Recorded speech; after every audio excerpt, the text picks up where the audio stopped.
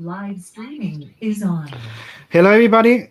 Let me see, as always, if we are live on YouTube, because it always takes 5 seconds to update on YouTube. Yes, we are. Let me get the sound off there. Today, with us, we have God. God is joining us today. Just so you know. He has a halo and all. You may think it's a cap, but a hat. It's not. He's God. At least for artists, at least for me, at least for most of us who have, like two brain cells. If you have one, no. But if you have two brain cells, you're going to consider him the God of artists, which is my dear old friend, Adam Hughes. How are you, my friend? Hello, I'm great. How are you doing? Doing fine, doing fine. Just going through this. I keep remembering calling it the most boring apocalypse in the history of apocalypses, because you hear about rain bleeding, red flame bleeding from the clouds, zombies going, you open the window and the light kills you, something like that, and it's like no, this is like in typical Howard way. This is like you open the door, you're out, you die. How are you? So how are you doing? I'm doing a-okay. I'm having a better pandemic than most, because even before COVID-19, I was still stuck in my home. I just, because I'm such a slow artist, all that's changed for me really is I wash my hands way more than I used to. Mm-hmm. What do you miss? From before this crazy stuff, going to the movies, hanging out with friends, having a beer. What having a beer outside? Yeah, I miss hanging out with friends. To be fair, almost all of our friends are in similar occupations as ours, whether it's other comic book artists or people who work at the Marvel Studios here in Atlanta. So we would only get to see each other infrequently anyway. But when we did see each other, it was a lot of fun. There was a lot of catching up. And, I had a birthday last month, and my friends did a drive-by birthday greeting where they stood at our mailbox and we stood at our front door, and we all had masks on, and they gave me a gift. And it was like a hostage exchange at, Checkpoint Charlie in an old, Cold War movie. It was like coming up with a box and putting it down and stepping away with the box, and so yeah, I miss the occasional get-togethers with friends, and I miss, I think after that, dining out. I think eating out, I took for granted. We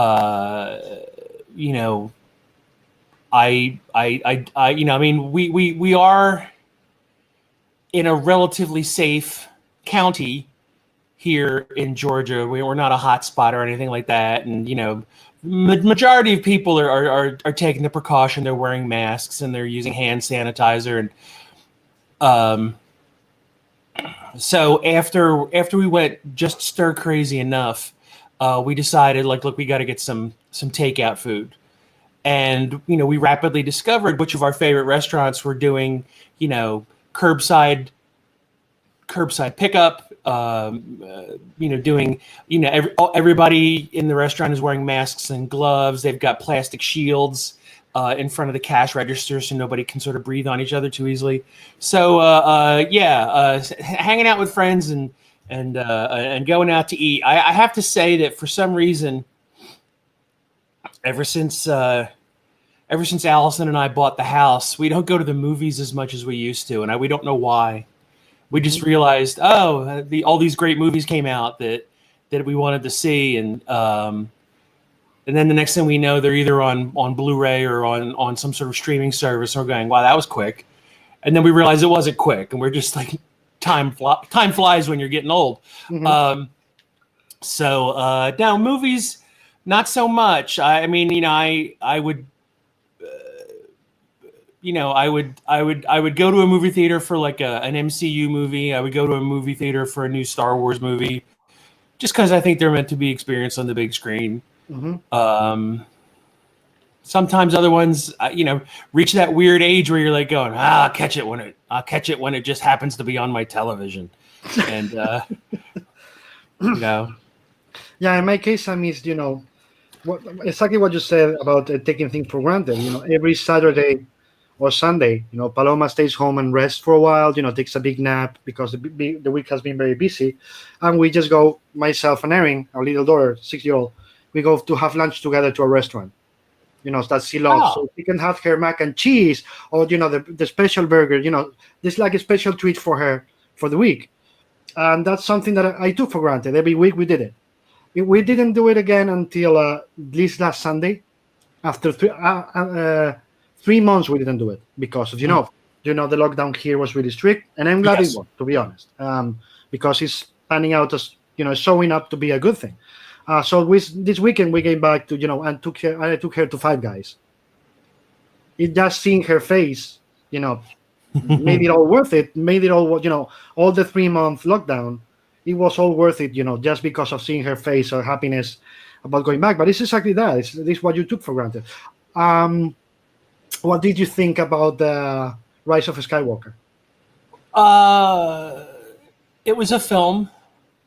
It was definitely a movie. I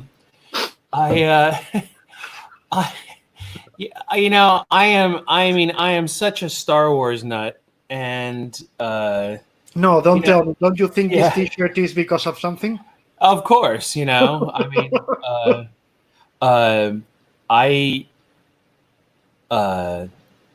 love Star Wars to death, and it's a very interesting phenomenon being a bitter old Star Wars fan, because when I was growing up, Star Wars was new. There weren't any bitter old Star Wars fans because it hadn't been around for long, and people didn't yell and scream at each other about the way things should be or the way they interpret things. It was just everybody just enjoyed Star Wars. And we all had fun, no matter what your age. And I think that the new movies are going in a direction that I personally am not, 100% in agreement with. But if someone else loves them, and if somebody else is inspired by them, and some young kid gets a role model out of it, well, it's who am I to be the miserable old bastard to tear things down? I will say this: that when we went to see it, we went and saw it. Allison and I went to see it with our friends Andy and Alice Price, and Andy draws the My Little Pony comic for IDW. And the way I invited them, because we'll usually go to movies with Andy and Alice. They're the ones that usually have our free enough schedule. And I was buying the tickets, and I invited them by saying, "Hey, would you like to come along and see a man potentially fall out of love with his lifelong passion?" And they showed up because we all carpooled over to the theater, which is not far from our house. They showed up with a bag of CBD gummies, the hemp gummies, and a flask of whiskey. And they said, "Here, use these as needed." And I said, "Well, I've never had the CBD gummies." And they said, "Well, take 2 right now before we even go." So I took 2 of them. And I said, "Am I going to get high? Is this going to make me weird?" They said, "No, it's just going to chill you out." And I was like, "Okay, I need chill." And I said, "The flask of whiskey," I said, "I'll only use this as needed." Oh my God. And I said, periodically I find there are certain J.J. Abrams isms that Mr. Abrams, sort of indulges himself in, that, God bless him. That's the way he rolls. And a lot of people seem to enjoy it. I personally don't agree with some of his creative decisions. So I said, I'm just going to save this flask for any of the JJ isms that I personally am not, a fan of. And my friends heard the lid unscrewing on the whiskey about a minute and a half into the movie. And I was lens flare. yeah. No. I was for me. It was the light speed skipping, Yeah. and I was just sitting there going, "Are you kidding me?" You know. And so I think the flask was empty by the time the horses were running across the deck of their Star Destroyer. Okay. So. I went and bought the. They released a big Blu-ray 4K box set called the Skywalker Saga of all 9 films, and I was like, okay, I'm not going to buy Rise of Skywalker as an individual Blu-ray. I'll just get it as a part of the big set. And I went and got the big set, and I still haven't popped in. Rise of Skywalker is literally the only Star Wars film in the entirety of my fandom and life as a Star Wars fan that I've only seen once, and that was the one time in the theater. I will say I was super happy that they fixed a bunch of things in the original trilogy that had gone a little wonky in the many special editions and then DVD editions and then this, that, and the other thing. And I was really happy to see, it's like, okay, stop adding digital characters, to things. Make Darth Vader's lightsaber not pink anymore. And they did. And I was like, oh, this is really amazing. I love it. So there you go. That's my long-winded answer to. No. It's fine. It's fine. It's funny because I've had like a million different answers about the movie, about the trilogy. I personally, don't like the prequels at all. I've never had. Maybe the last one. But of the prequels, I mean. But with this one, I enjoyed a lot. The first one, Force Awakens. Again, and it's probably because I just had, Erin was just born at that time. So you talk about role models. I saw Rey, and that's going to be a role model for my daughter. Yeah. So probably affected my point of view. The second one, I love Rian Johnson, but that one I just didn't get. I don't hate it. I'm no hater of movies. I don't care. But I was like, this is basically whatever was established in the first one, you just wrecked it from beginning to end. This is what you guys want to do. Whatever. I don't think it makes sense for a franchise, but whatever. And the third one, when I went to the theater, and Paloma, same thing. The only thing we were thinking, and that says a lot about how much we expected from the movie, was how is he gonna fix the mess about the continuity between all these movies? Because, and we in the movie saying, okay, he kind of fixed it, but I think like 40-50 minutes of this are on the cutting board because there's other things that makes no sense. Yeah. So he fixed things, but there were a lot of other things that will create another mess in this movie itself. So it was sort of like Rose Tycho, knowing J.J. Abrams how much he loves he likes female characters, how well he usually casts them and uses them in his own TV shows, etc. It felt too weird for me. Like, why she has such a small. That's not a usual Abrams thing to do. No. So it all looked like somebody decided to cut 40 minutes out of this movie, and that made it a bigger mess in a way than it was trying to fix. Yeah. Well, it's what? One of my dogs is speaking to me. Hey Potter. It's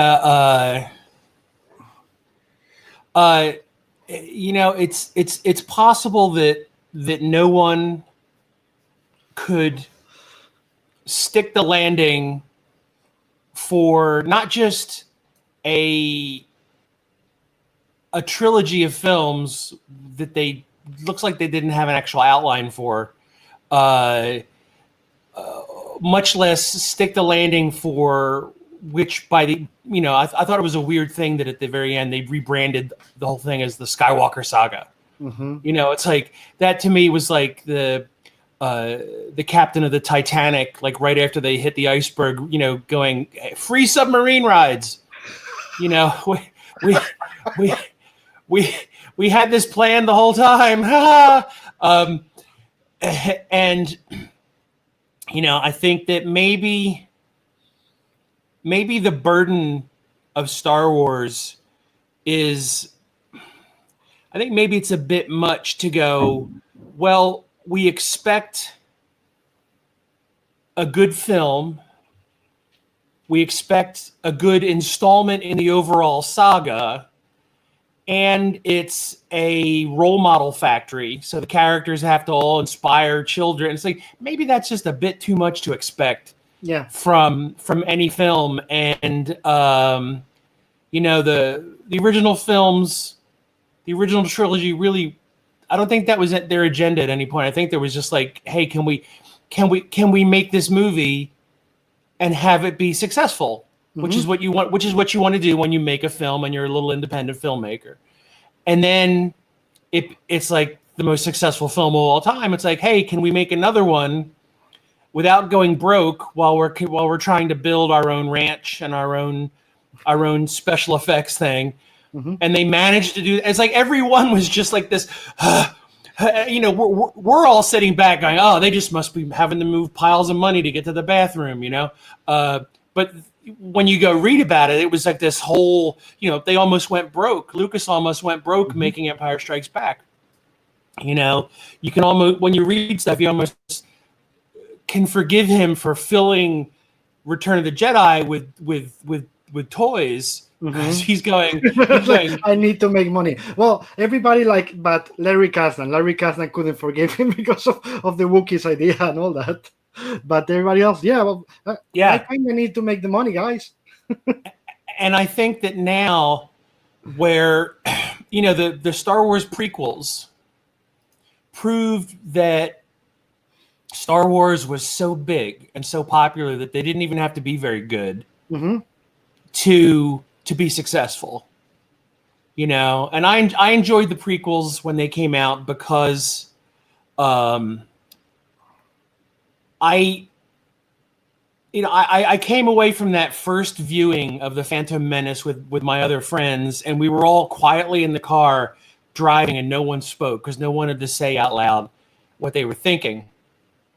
And in the following weeks, all my friends found their voices as well as I, and were like complaining about this, and we're bitching about that. It wasn't like this in the original, blah, blah, blah, blah. And I had this weird, everything I learned from Star Wars moment, where, remember in Return of the Jedi, when Luke dips into the dark side of the Force for 3 minutes to defeat Darth Vader, and he beats Darth Vader down, and he cuts Darth Vader's hand off, and he's about to deliver the killing blow, and Darth Vader's like, and he holds up his stump with little wires hanging out, and Luke looks down and looks at his own robot hand, and realizes, that whole, battle not with monsters lest you become a monster Nietzsche thing. I had that moment while me and my friends were sitting around bitching about the Phantom Menace of, I had my Luke Skywalker, I'm becoming the thing I hate moment. And I had this realization. I said, look, these films obviously aren't going to be what the original trilogy was. And if I don't find a way to come to terms with it and be at peace with it, so the next 6 years are going to fucking suck. And I decided then and there, I said, you know what?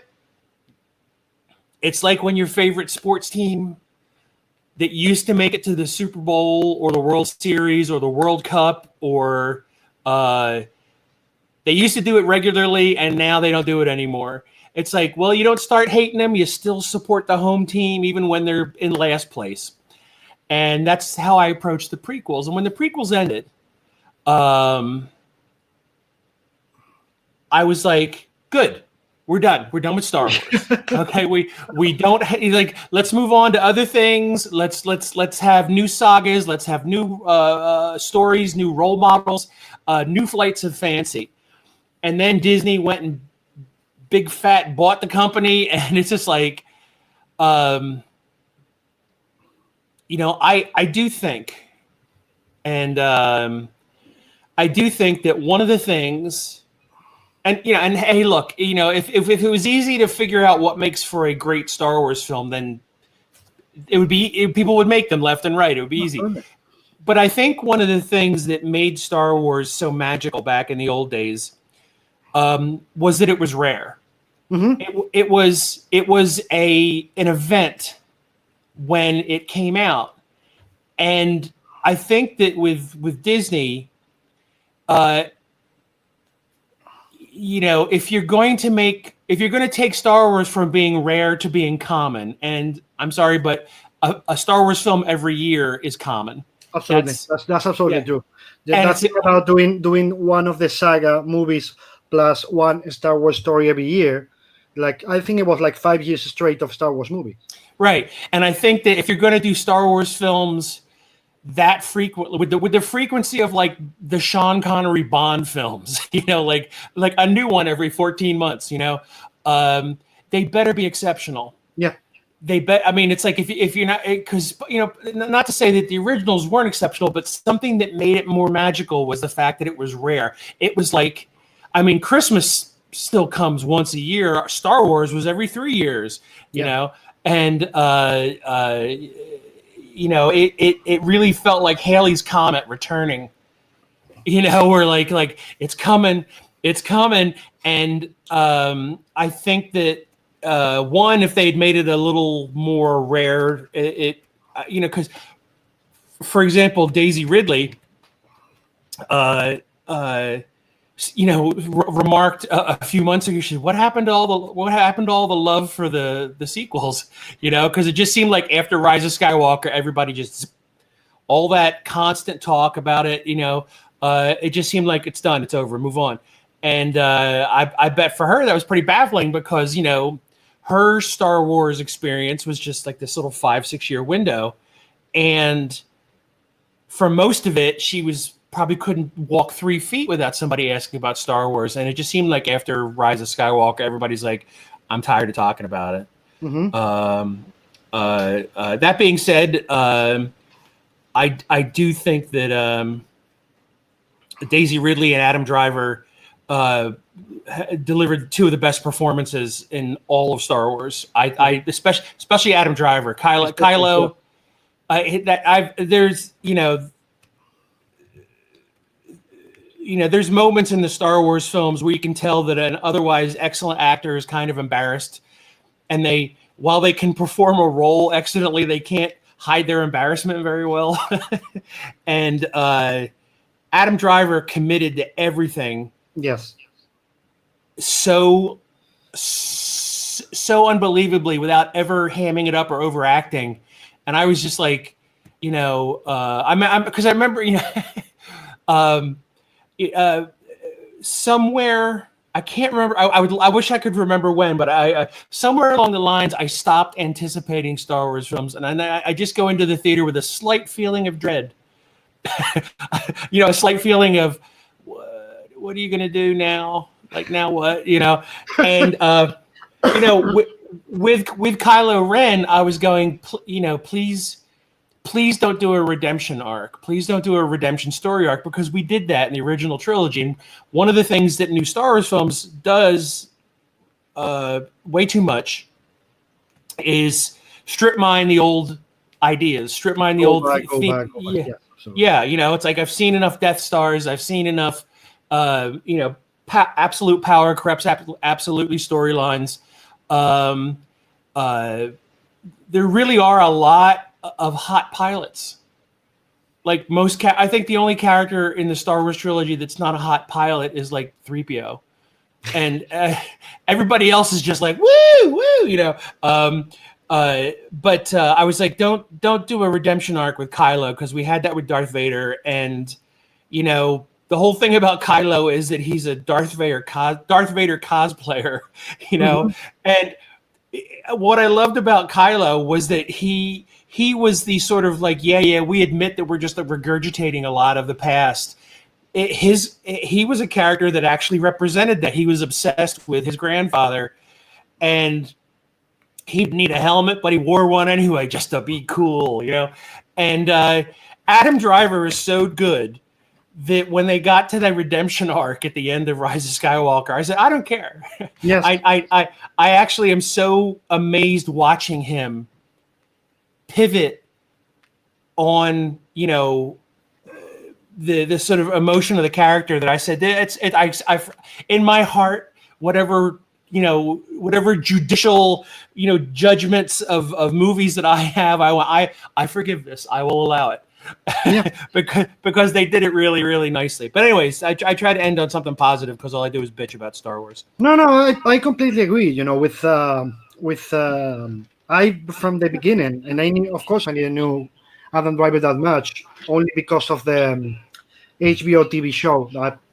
I'm forgetting the title now, but I didn't know him that much, and I was really worried that Kylo Ren was going to be just that, overacting all the time by a cosplayer, But most any other actors, with the lines he was given and the story he was given, would probably not do anything close as what he did. So what he did, and as you saw the redemption moment, and I think the part where Harrison Ford comes back for like 15 seconds also helps a lot, but helps because of Driver's performance at that moment, right? Not because of Ford. You see Adam Driver at that moment and you believe it. Yeah,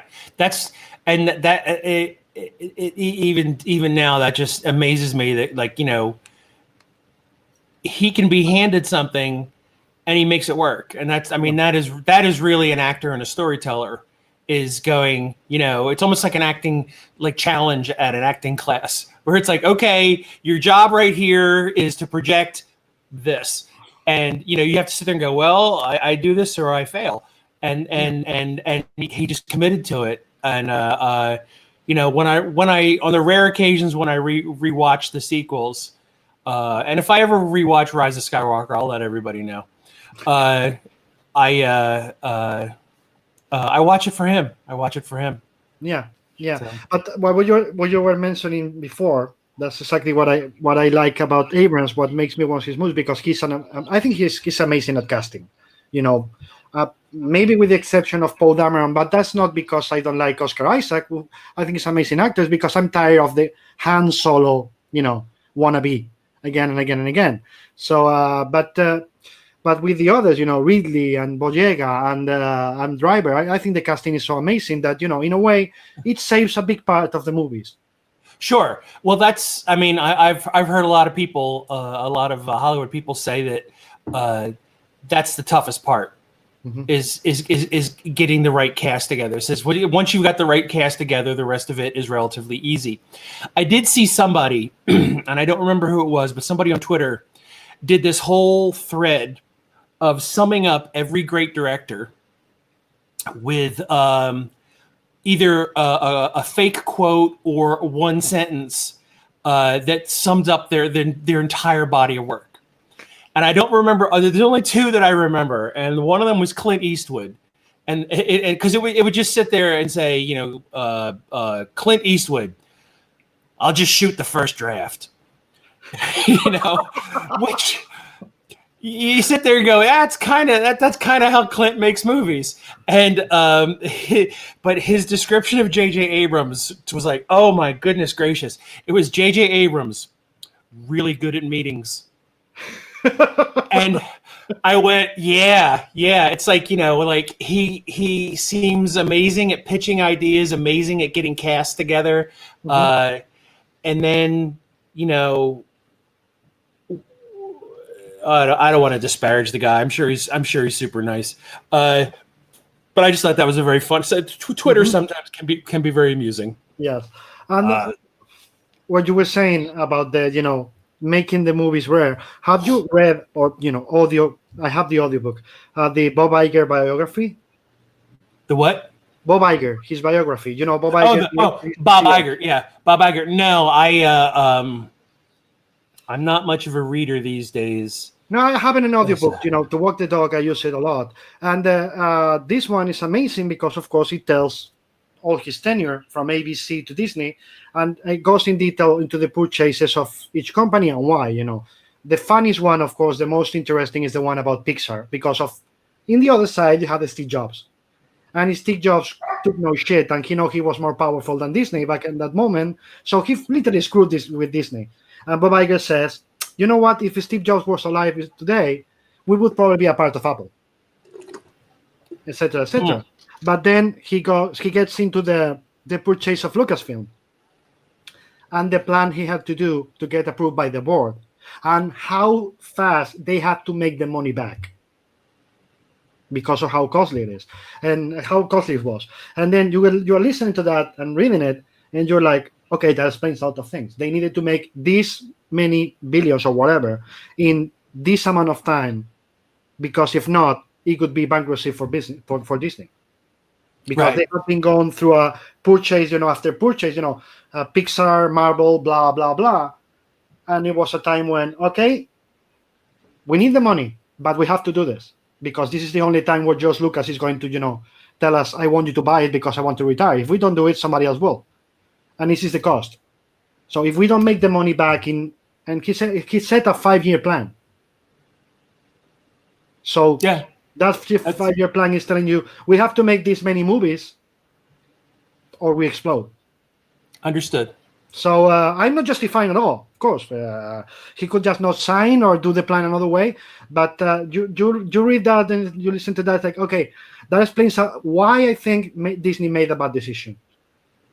Yeah. In that sense. It's and I do enjoy understanding what goes on behind the scenes, because when somebody makes a James Bond film that I don't like, I just go, oh well, there'll be another one in 2 years, But when somebody makes a Star Wars or an Indiana Jones movie that I may not like, I try to get to the bottom of it and go, why did this not work when it worked before? And that's good to know. Maybe I'll knuckle down one night and get some more of those gummies and the flask of whiskey and read the Bob Iger book.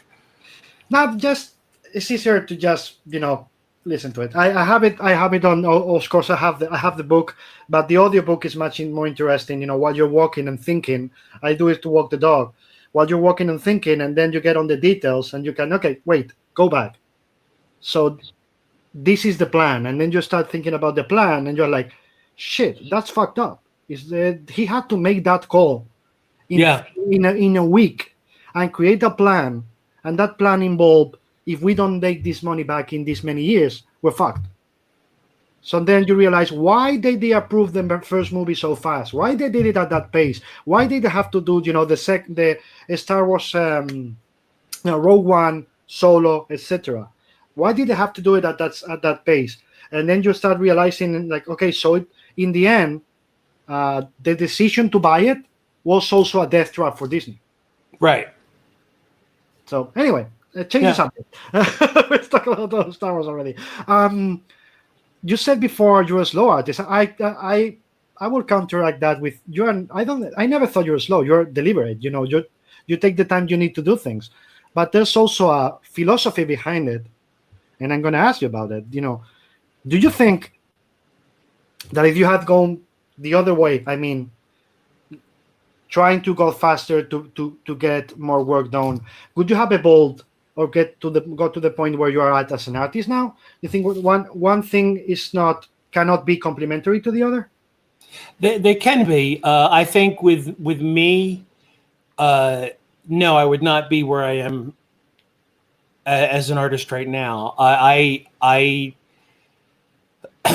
think that if I focused on speed and getting the job done at all costs, no matter how it looks, just by sheer virtue of drawing a lot and drawing all the time. And I tell artists, young artists that come to me with asking for advice, I just say, draw all the time, because you're gonna be a better artist after 10,000 drawings, no matter if it takes you a year or 40 years. So the more you draw, the better you get. I think that I would be a very different artist if I focused on speed, and I'm sure I would have picked up a lot of things that would just naturally happen through the sort of osmosis of drawing all the time, but they would not be the things that I have picked up in my turtle-like approach. Mm-hmm. And I would be a very different artist, and I would probably be a little insufferable. I assume that my perceived, my perception of insufferability comes from the fact that I'm jealous because I'm very slow. But I notice that everybody who draws fast likes to talk about how fast they draw. Mm-hmm. It's like, whenever I finish a piece of artwork, the first thing out of my mouth isn't, this took me 13 hours. It's like, I don't care how long it took. It's like, I don't care how long the Eiffel Tower took to build. It looks nice. Bragging about how fast it took you to draw something, that's like something from like grade school. And I find that the comic artists who draw fast or learn how to draw fast, they love to talk about how and I was like, wow, amazing. I really enjoy going to all the museums, all the great museums in the world dedicated to the really fast artists.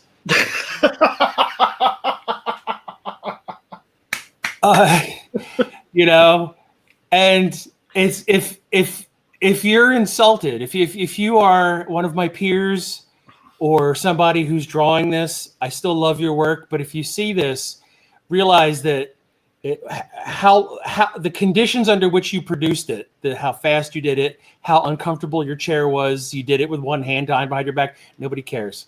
Mm-hmm. All they really care about is the finished work, and it's just. Sorry, I'm being I'm being a bit of a dick. No, you're not. On this. I always say the same phrase about and this was with JG Jones too, about the speed and all that, and we were both laughing about Velázquez is his favorite painter, and I was like, yeah, like anybody cares how long it takes, how many months or years took fucking Velázquez to finish The Girls in Waiting or The Spears or any of his paintings. Nobody fucking cares. Nobody fucking cares about how many times, and now you can see it with lasers, how many times he repainted again and again, a finger, a head, an eye, because it didn't matter. It mattered that it was the best possible piece of art he could do. And there are those of us that agree with that, me being one of them. It's like I don't care about how many dragons this guy had to slay to finish this mighty work. It's just I just care about how great the mighty work. It's almost like somebody shows you a piece of artwork and you go, oh, that's really nice, and then they go, it only took me 3 hours. Oh well, in that case, it's brilliant. And it's like, I've had people ask me, how long did it take you to do this cover, and I'm like going, why do you care? Because they want to divide the artwork by the amount of time it took. And if I showed a cover and I said I did this in a day, they go, wow. If I showed them the exact same cover and said this took me 3 days, they'd go, yeah, that looks like about 3 days worth of work. If I show them the exact same cover and said this took me a week, they would sit there and go, why? And it's like, then why do you care about how long it took? I'm not interested in your sort of quality algebra that you need to run my artwork through so that you can find out how well you like it or not. It's like, is it good or bad? Do you like it or not? Exactly. It's comparing Picasso with, again, Goya, Velázquez, or Muta, or any of the others. Like, do you really think I care who was faster? I don't. Yeah. Nobody says, like who was a faster painter, Michelangelo or Da Vinci? It's like who, and I will say ultimately that all of this is born from my frustrations that I'm not fast. This is I wish I could draw super duper fast and do amazing work at that speed. Okay, but I prefer that you do this incredibly amazing art you do, taking the time you take. Oh, I'm just I wish I could draw the way I draw. Actually, no, I wish I could draw better. But at a very, very, very, very fast rate. That way, I could have more evenings off and go on more vacations and miss the outdoors the way a normal person misses them, as opposed to the way a troglodyte in a cave misses the outdoors, because that's how I. But that's a different thing. One thing is to value the art because of the speed it has been done, whatever, and the other thing is, of course, in your own position as an artist, saying, "I wish I could do it faster to have a." Sorry for saying this, but to have a better life, more time to spare to go around and have fun. That's a completely different perspective. Sure. Of course, I feel for you from your position.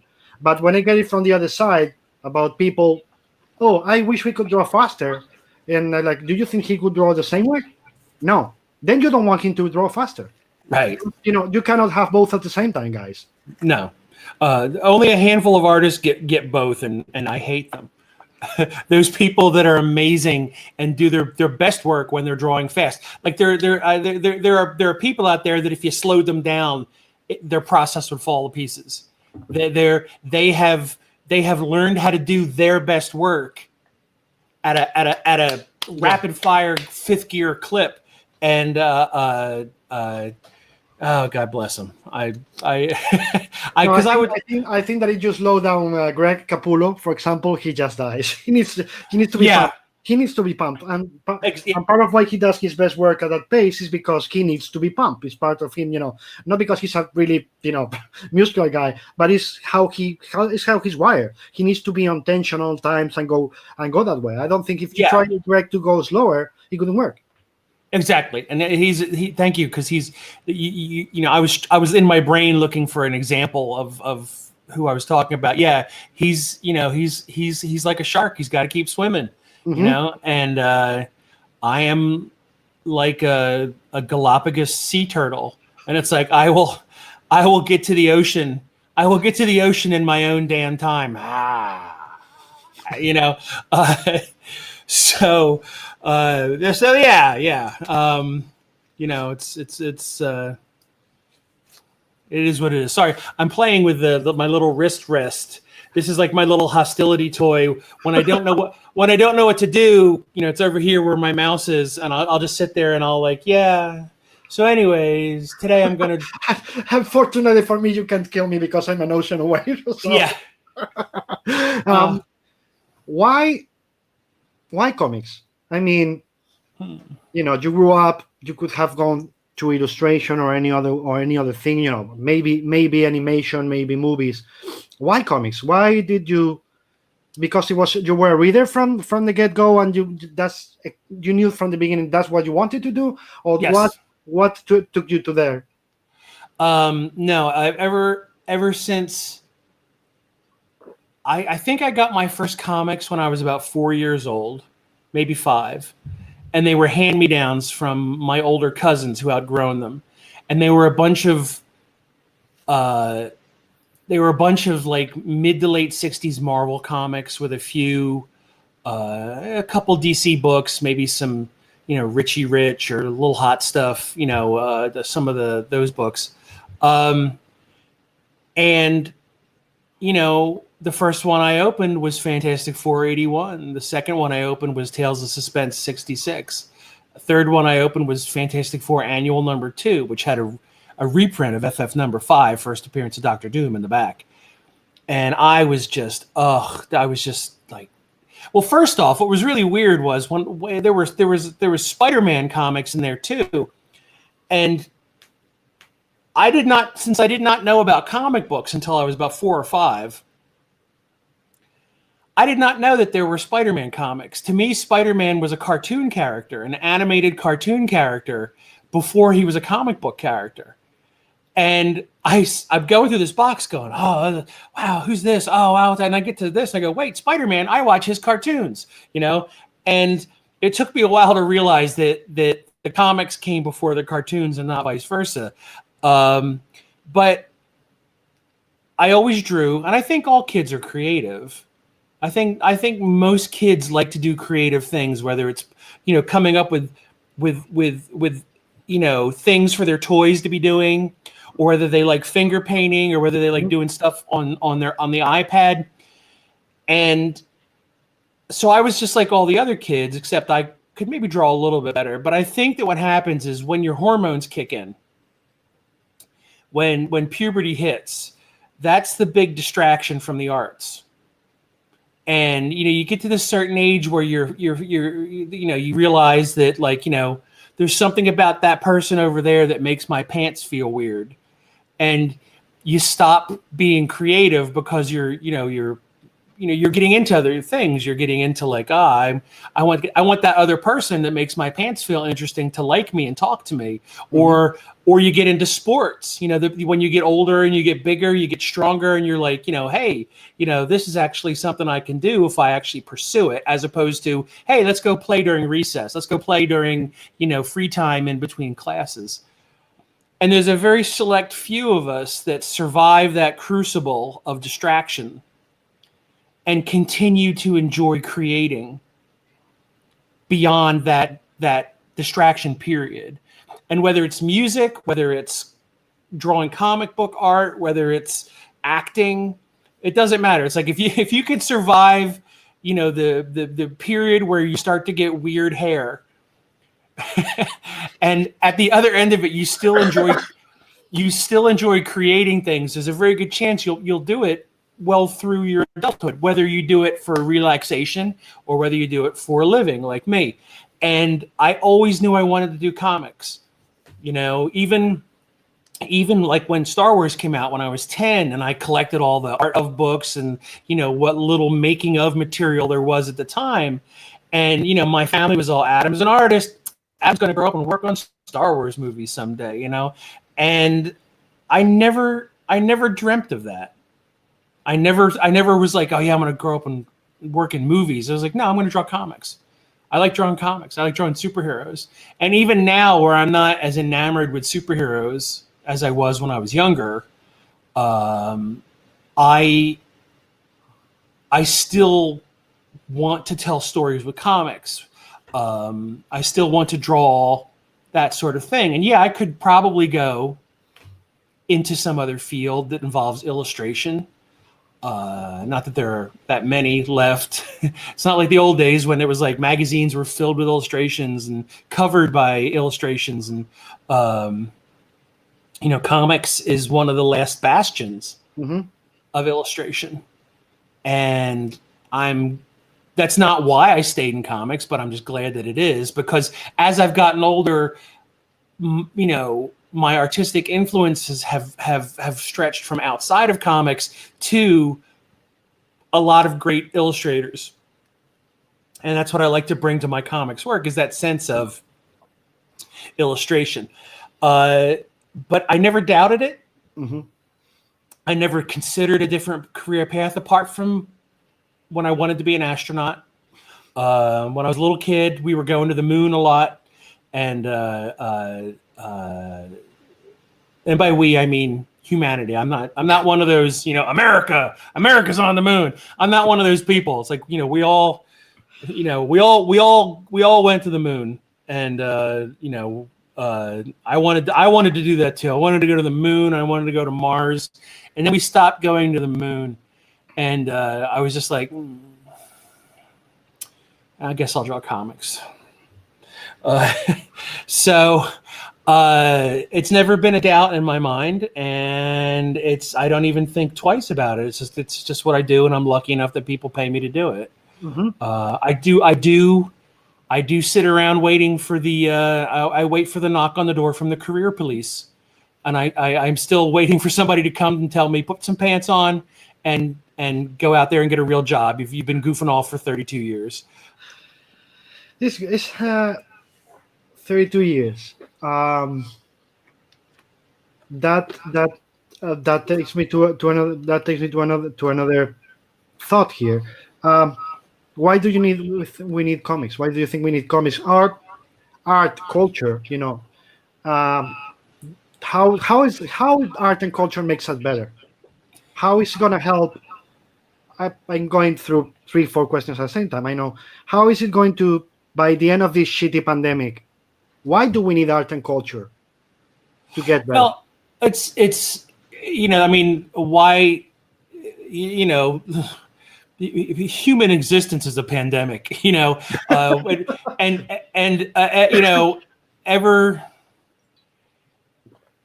ever since some sort of like enterprising cave person decided to draw on a wall with a burnt stick, and I'd like to think that the first time anybody did that, where they drew a bison or something on the or a woolly mammoth or whatever it is on the side of the cave walls, because it was raining outside and they were sitting in the cave and they were bored out of their minds. Like, these cave people sat around. I don't know if they were Neanderthals or whatever, but they went, I have just invented boredom. I am the first hominid in the existence of this little planet that is bored out of its mind. That's evolution, man. That's evolution. The other ones were like, and one man evolved enough to be bored. Right. And that part, that's why I said person. I'm trying to be better with my my mistake there. With my pronouns. And that bored person was like, oh, anyways, so all right, here's the woolly mammoth. Here's Og.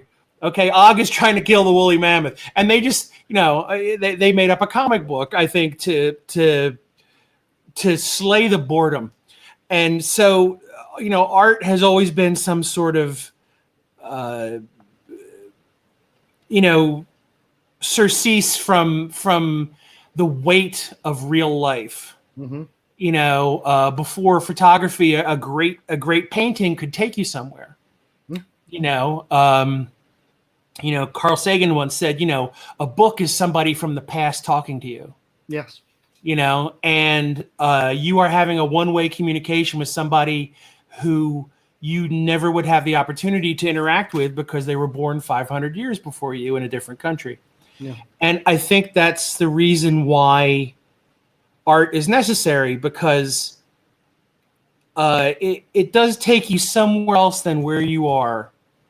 And you could be in a great place, and that art transports you to some place that's not quite as safe, maybe a little thrilling because it's dangerous. Or you could be in a really crummy place, and that art transports you to some place where you've got a little more hope. Mm-hmm. And when you're done with the art, when you resume your residency in the real world, you take a little bit of that, whatever the art gave you, back with you. So like when you're done and you have to return to your crummy life, your shitty job, your bad relationship, the hope that you got from that, looking at that amazing piece of art, will maybe linger with you a little bit. Or, the thrill you got from that dangerous piece of art, you walk away from it, even though your life is pretty excellent. You walk away from it going, "Ooh, I just had that weird primordial thrill of excitement and danger and adrenaline and endorphins." I think that's why. And I don't know. I mean, I'm just like a barely educated guy from New Jersey. So I'm just guessing. But mm-hmm. I think that whether it's Star Wars movies, or whether it's comic books, or whether it's a beautiful painting hanging in a museum, not a museum based on fast people either, a real museum, and we're gonna find out. I'm going to Google later in this museum of fast people, and just go along with you, like one of these with you guys not connected, just so you know, just watching. Yeah, you're probably an episode, You're probably right. So I think in my just humble experience observing the world as it whirls by, is that's why we need art That's why we seek art out, and that's why we enjoy comic books, is because they're stories. We all love good stories. Everybody, whether it's a joke that takes 40 seconds to tell, or a film saga that takes 40 years to finish, we enjoy them. And comics lie somewhere in that spectrum. And I think one of the nice things about comics in which adds to its uniqueness is that it's not books, although it has the element of books. It's illustration, but it's not quite illustration. It's a strange juxtaposition of words and pictures. Mm-hmm. And the people who excel at it, it's not just the crossroads of words and pictures. They've actually taken that and going, no, this is actually a third kind of way to convey ideas and stories. Mm-hmm. And they elevate it and they use it that way. And I think that's what's really wonderful about comics, is it's its own beast. One of the other things I like about it too is that it's one of the few creative endeavors where a singular voice can be heard. One person can sit and do a comic by themselves, and when it's done, you look at that comic and there's 10,000 characters. There's it's the Israelites fleeing from the Pharaoh, and the Red Sea parting. It's like one person did that, and then one person decided what to focus on. And I suppose one could say a book would be like that, but it's much easier to write 10,000 Israelites flee the Pharaoh than it is to draw it. Yeah. And I think of some comic writers, right. But I think about the comics projects I'm working on and planning on working on, and I go, it's all me. Mm-hmm. I'm not teaming up with another writer. I'm coming up with stories and drawing them myself, which is that's where I want to be right now. I have no issues with working with writers. There's some great writers out there I would love to work with. But for me, I get to create whole worlds by myself, and that's why I love comics right now. Don't you think that also art, and especially comics, because of how we have to cover the gaps in a way in between the panels, is what we tell in the story. It always depends on what happens between the panels, how you connect the brain. So do you think art, in particular comics, also is amazing for humanity in a way, because it gave us and gives us the power of abstraction? I mean, you normally live in a 2D, 3D reality, whatever you're going to call it, and it's what you see is what you get. But art and comics teach us about abstraction, about not look at things face value, but think about them in another way. Rewire your brain to think and reflect about things. Is that a question? No, I was thinking if you agree if you agree with that, yeah. Not a question, but me mumbling. Sorry. No. Is my mic okay? I've got a microphone warning. No, it's fine. It's fine. It's just if you touch the desk or anything like that, this gives you a noise warning. It's very sensible, stupid. Don't worry. Don't ignore it. I do agree because there's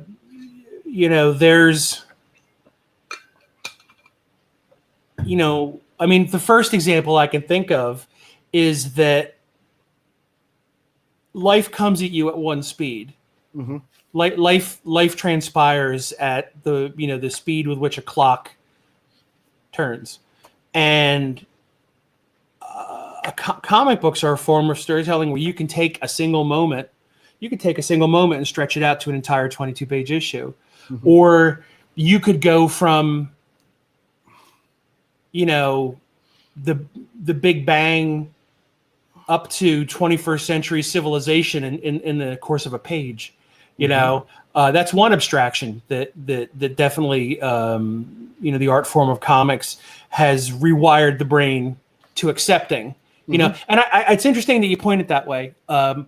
Because there are some people.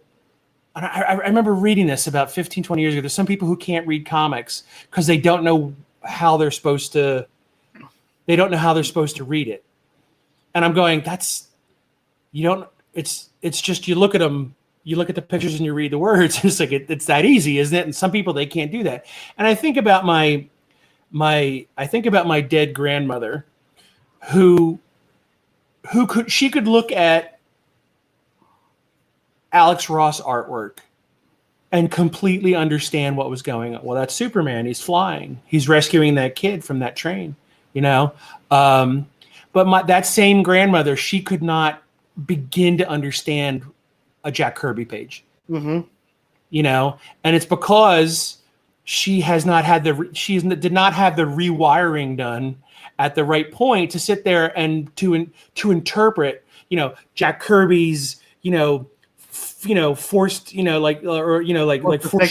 foreshortened characters with the black. What are the black dots? Or do we have mold? And they said, no, that's energy. You know, and you're right. It's there is a also maybe because of Alex. Look, and I don't want to diminish Alex at all. It's closer to the photo novels, as we call them here in Spain. Well, used to have in the 50s or 60s, with the, I don't know if they call photo novels there, but what I mean is, different photos, attached one after the other with balloons and all that.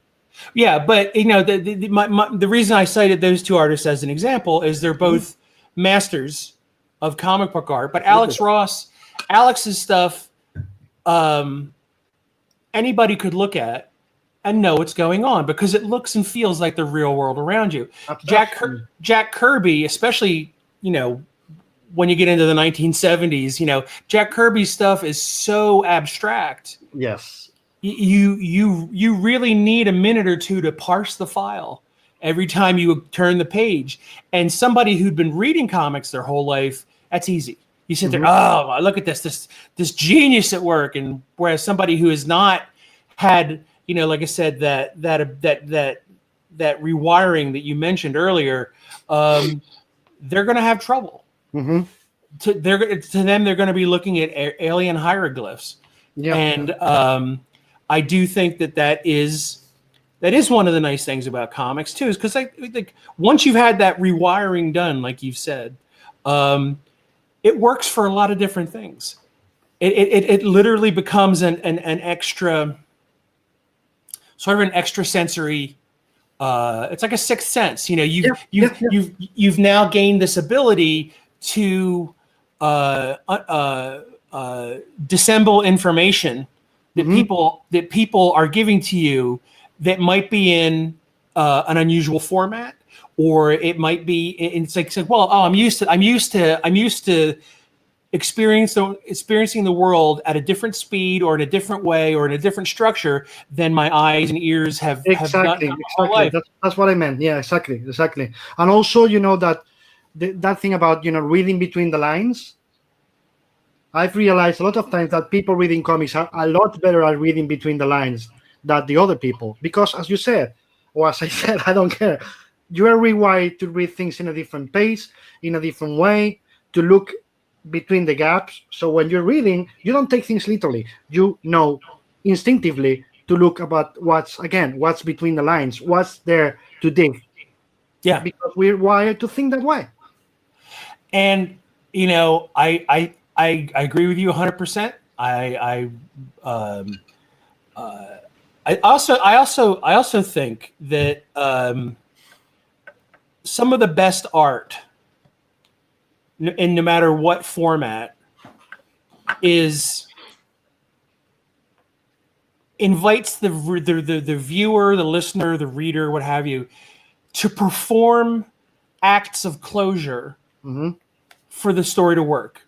Yeah. Like I think that the Surratt, the pointillist, makes beautiful pictures made up of all these dots. I think that one of the reasons art like that is so engaging to people is that your eyes are seeing all these little dots.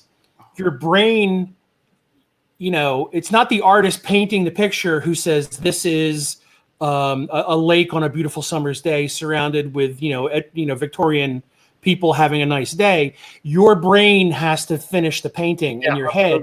Absolutely. And I think that it works that way with,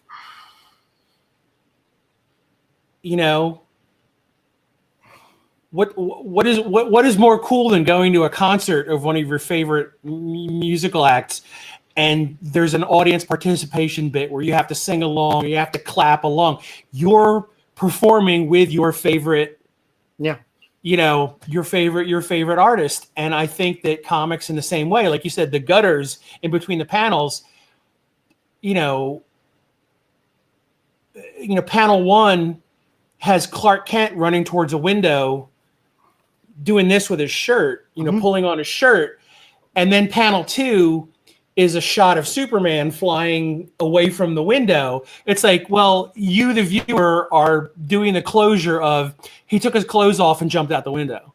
And it's something as simple as that. But I do think that, inviting, not spelling it out, not spelling everything out for everybody at all times, it does force them to be a part of the story. It makes your brain have to complete it. A comic art forces the brain of the reader to complete actions.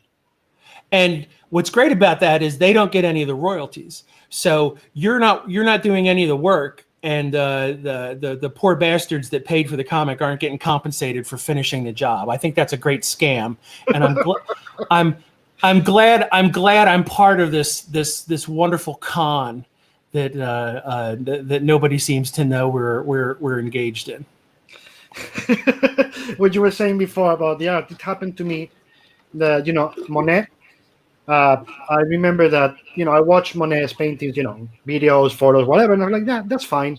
I remember the first time I watched one, Paloma had to take me away from that painting because I more than an hour, at least close to 2 hours, just there, seeing the process and how you have to complete everything, depending on distance, depending on your angle, depending on anything.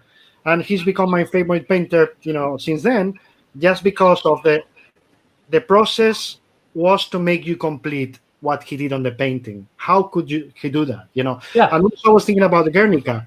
You see Picasso's Guernica, and you're supposed to feel fear. It's not what you see. He wants your brain to complete the feeling. Your brain has to feel that fear. And if you see the image right there, okay, it looks like what it is. But if you're in front of the painting, you absolutely fear panic, which is what he wanted. He wanted your brain to complete, which is what we were saying before about the art forces you to complete and think. Yeah. Takes you to places that in real life you could never get. At least that's what I think. I agree. Just so you see, we're talking about art. Mr. Jose Luis, the master Jose Luis Garcia Lopez just entered the chat and is saying hello, guys, to us. Jose hello. Luis, we are not worthy. At least I am not worthy. Let me see. There's some questions here. So if you're fine to answer them. Yeah.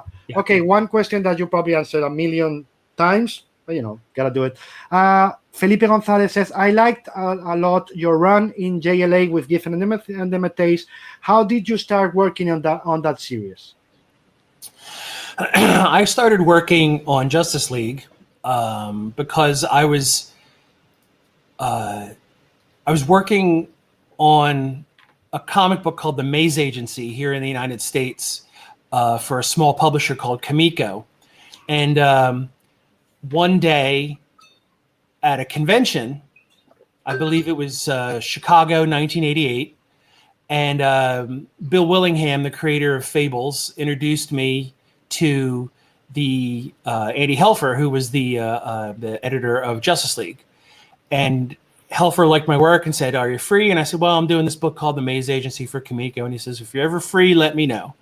And That was in summer of '88. So in February of '89, Comico called us up and told us all our books are going on hiatus. Put your pencils down.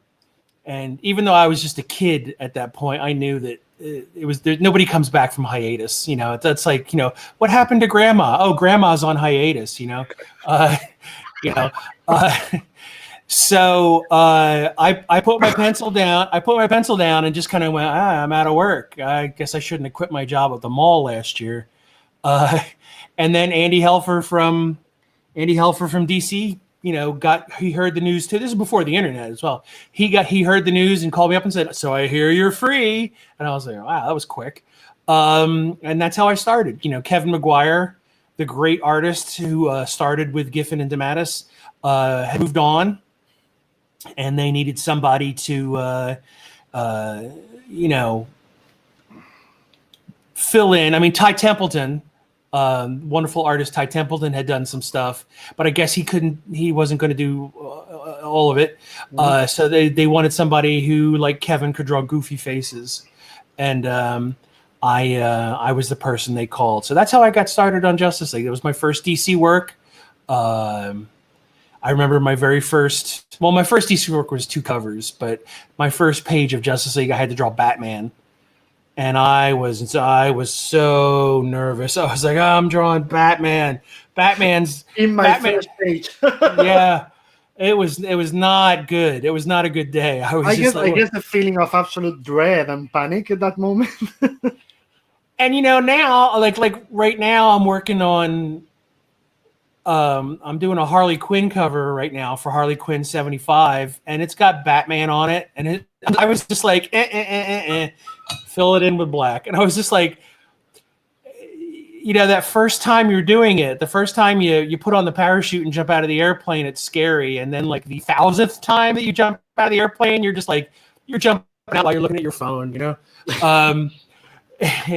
It's goofy to be a kid working on the big characters like the Justice League. I guess I benefited from the fact that the Justice League that I inherited was not Batman, Superman, Wonder Woman, Aquaman, Flash, Green Lantern.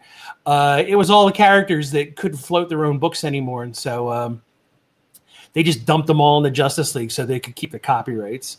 You know, so it's like, who's Booster Gold? What's Blue Beetle? You know. Mr. Miracle, who's that? You know, and maybe that helped me a little bit get over my nervousness at finally working for one of the big 2 American comic book companies, the superhero companies. Yeah. Pedro de Mercader says, "Hello everyone. How was it to work?" Another, you know, question you've had a million times. How was it to work on Before Watchmen? Was it hard for you to say yes to that project?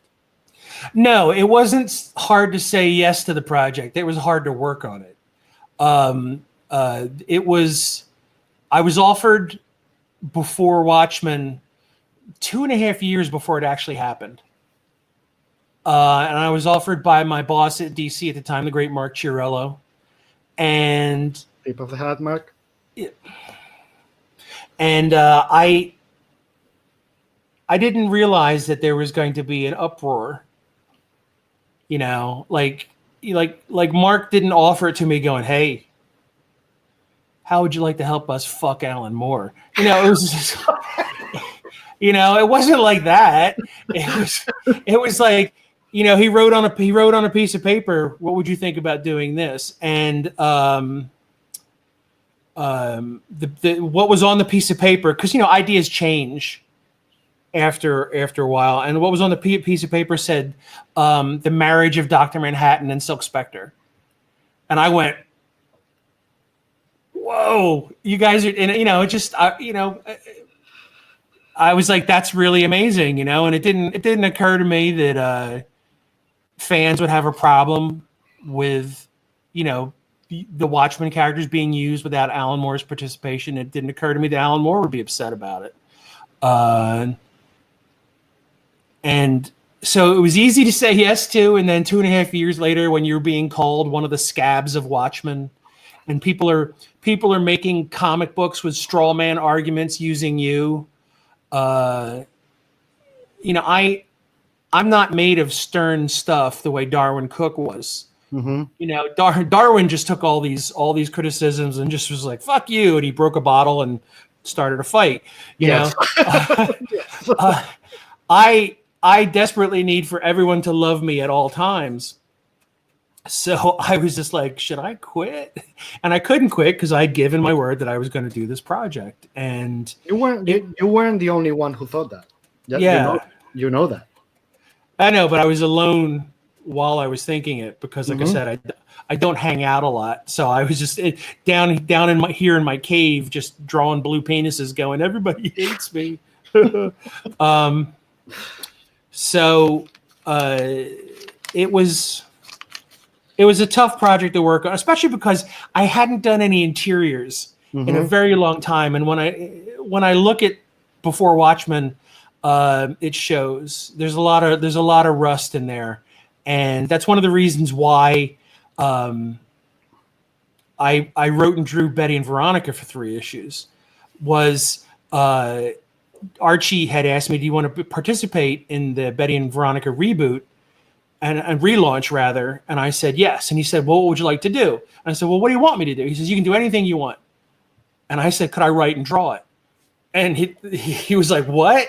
And I felt the need to continue doing interior stuff. I didn't want to have, something like Before Watchmen happened to me every 14 years where I have to teach myself again.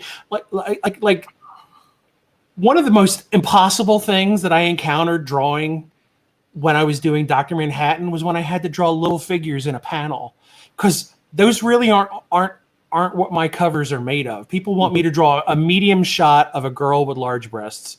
That's all people want from Adam Hughes. And the first time I had to draw a little character in an establishing shot of a panel, I'm sitting there with like a jeweler's loop, and a pencil going, do I draw the nose? I forget. Are you supposed to draw the nose on a character that's only a centimeter tall? And it was a nightmare. And like we had talked about earlier when you were saying, would I be a different artist if I was faster all this time? I definitely would have benefited from being somebody who stayed doing interiors more. Because literally, I felt like I had been in an artistic car accident, and I had to learn how to walk again the entire time I was doing that. And only now do I feel like I'm getting a stride again, where it's like, okay, yeah, interiors, yeah. I just did. I just wrapped up in May Hellboy 7 Wives Club for Dark Horse. Which hopefully will be coming out soon. I'm getting ready to do a World War II Captain America story for Marvel for the new anthology book, the one that Alex Ross it's the Alex Ross Umbrella project. Yeah, the Marvel's anthology, right? Yeah. So I'm writing and drawing my story for that. And it's like, I just want to keep doing interiors with covers, on the side, because I'm really enjoying, I'm enjoying those gutters in between the page. I'm enjoying doing things that require closure for people to actually,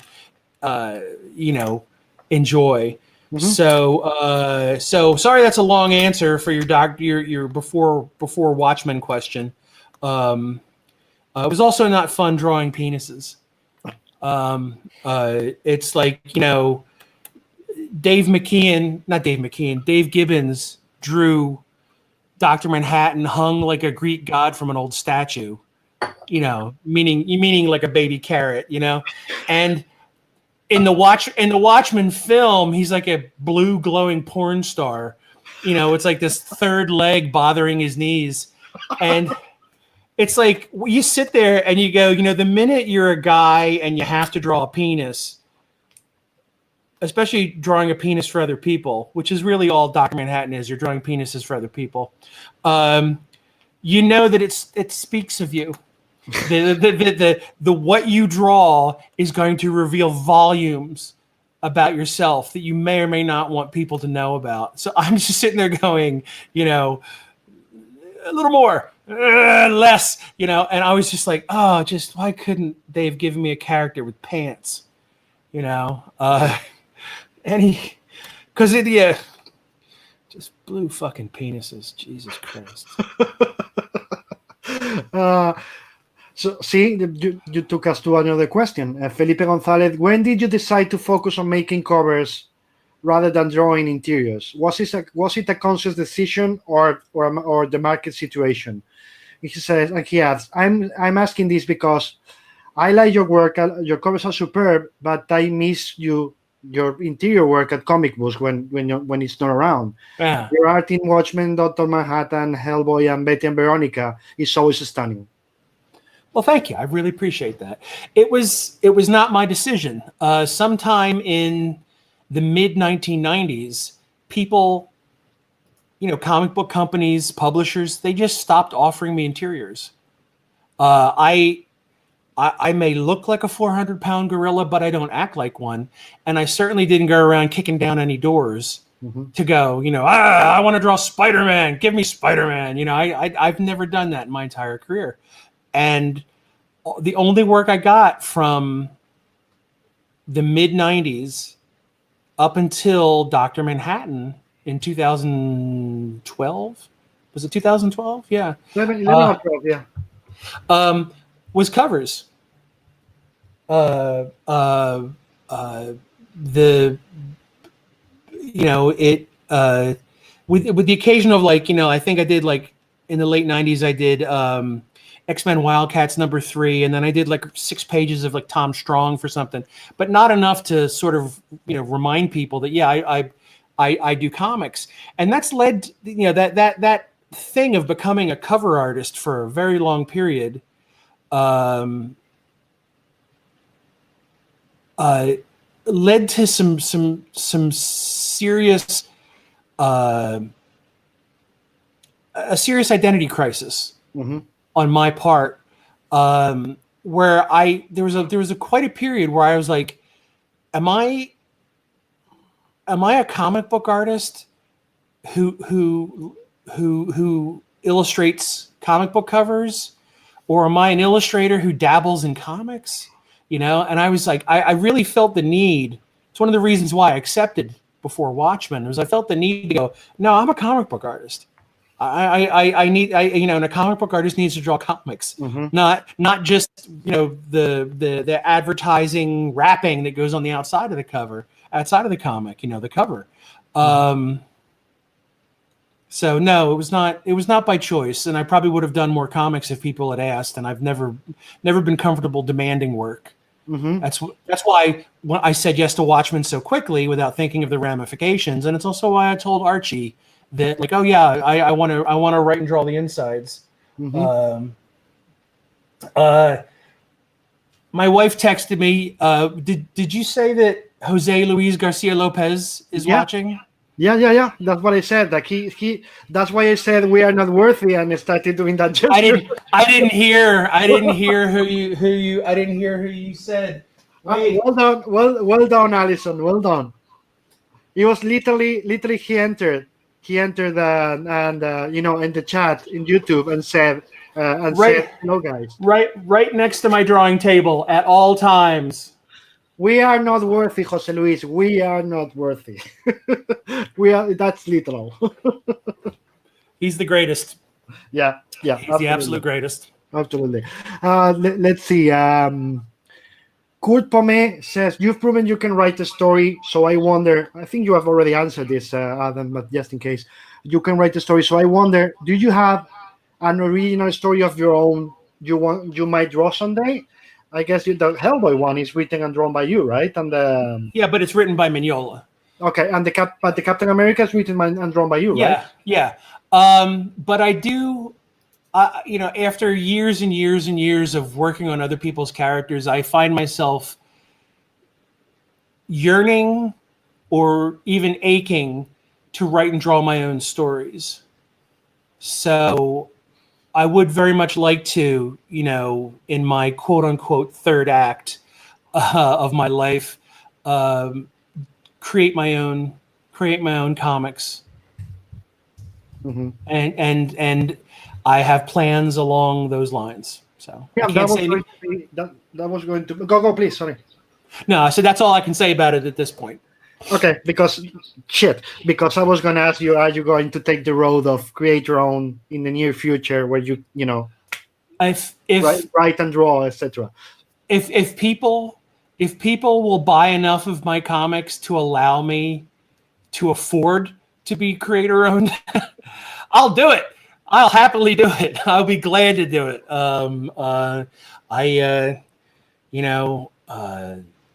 I look at what Mike Mignola has done, and you think about all those other creators that started with him at the same time, Yep. back doing Legend for Dark Horse, and none of them are still doing the characters they create except for Mike.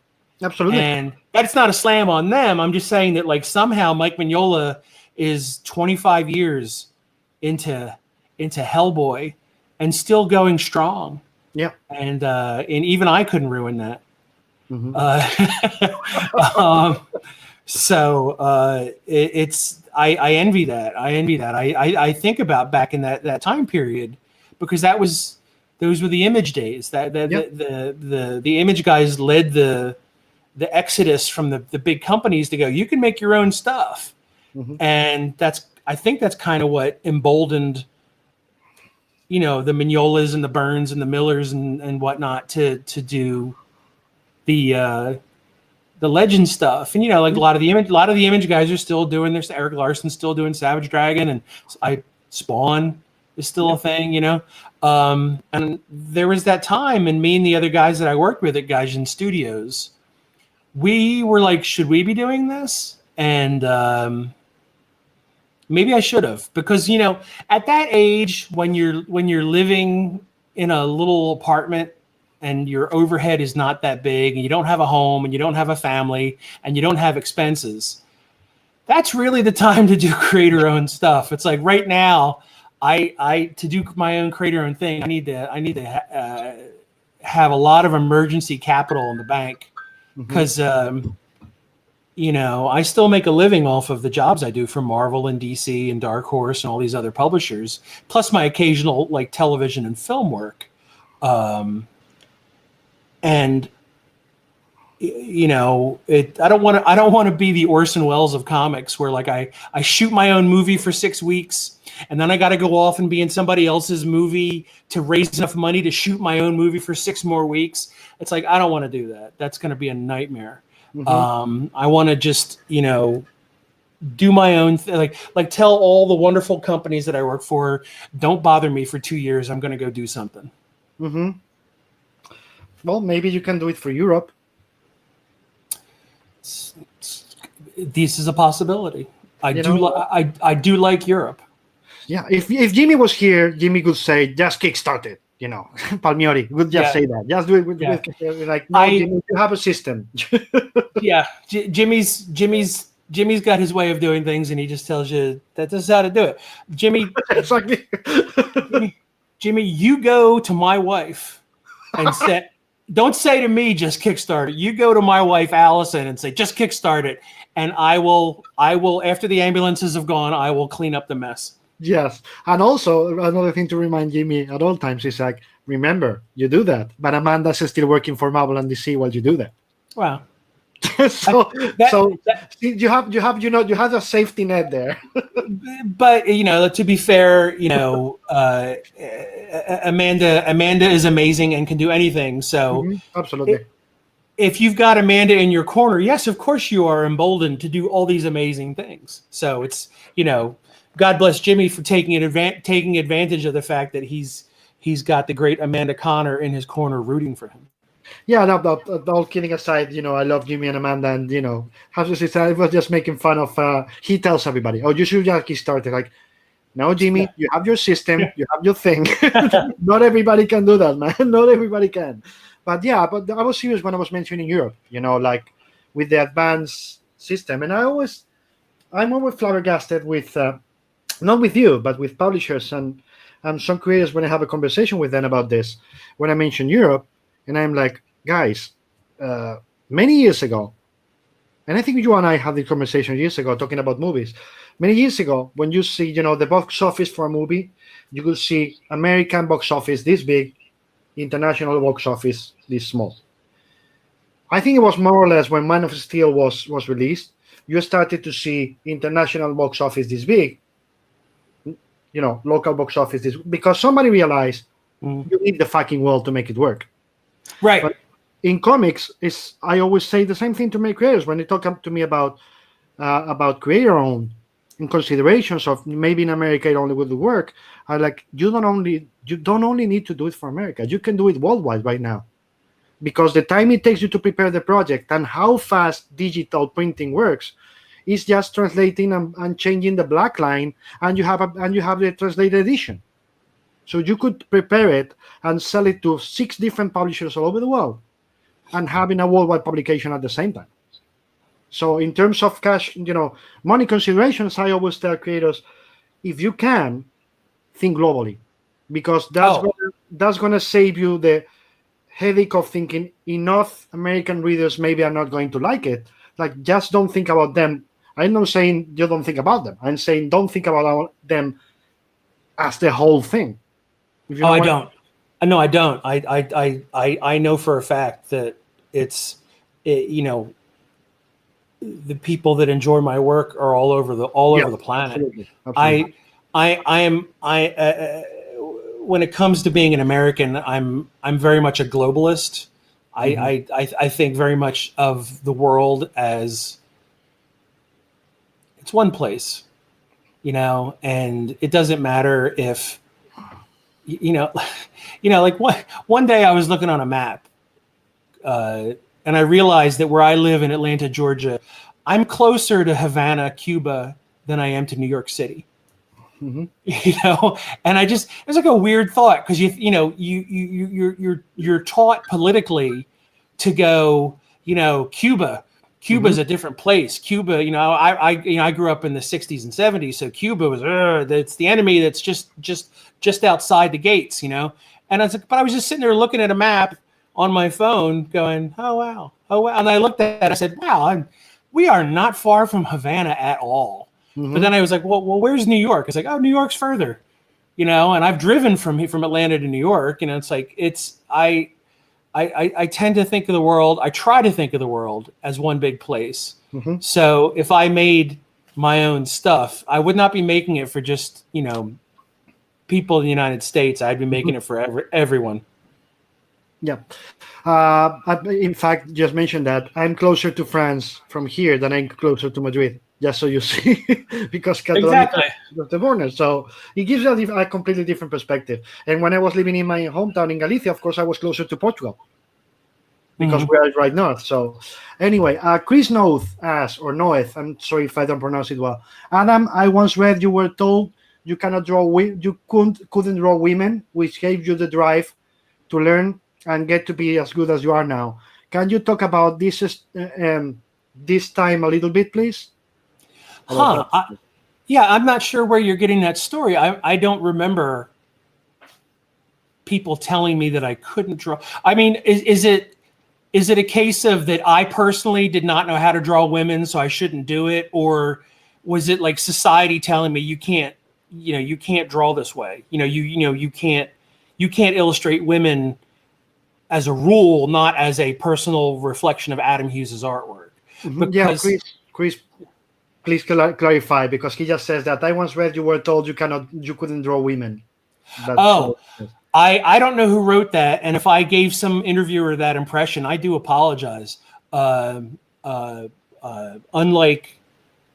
right now, I normally do most interviews quite drunk, so I subscribe to the Orson Welles rule of interviews of, like, a lot of times I'll make stuff up to keep the interview interesting.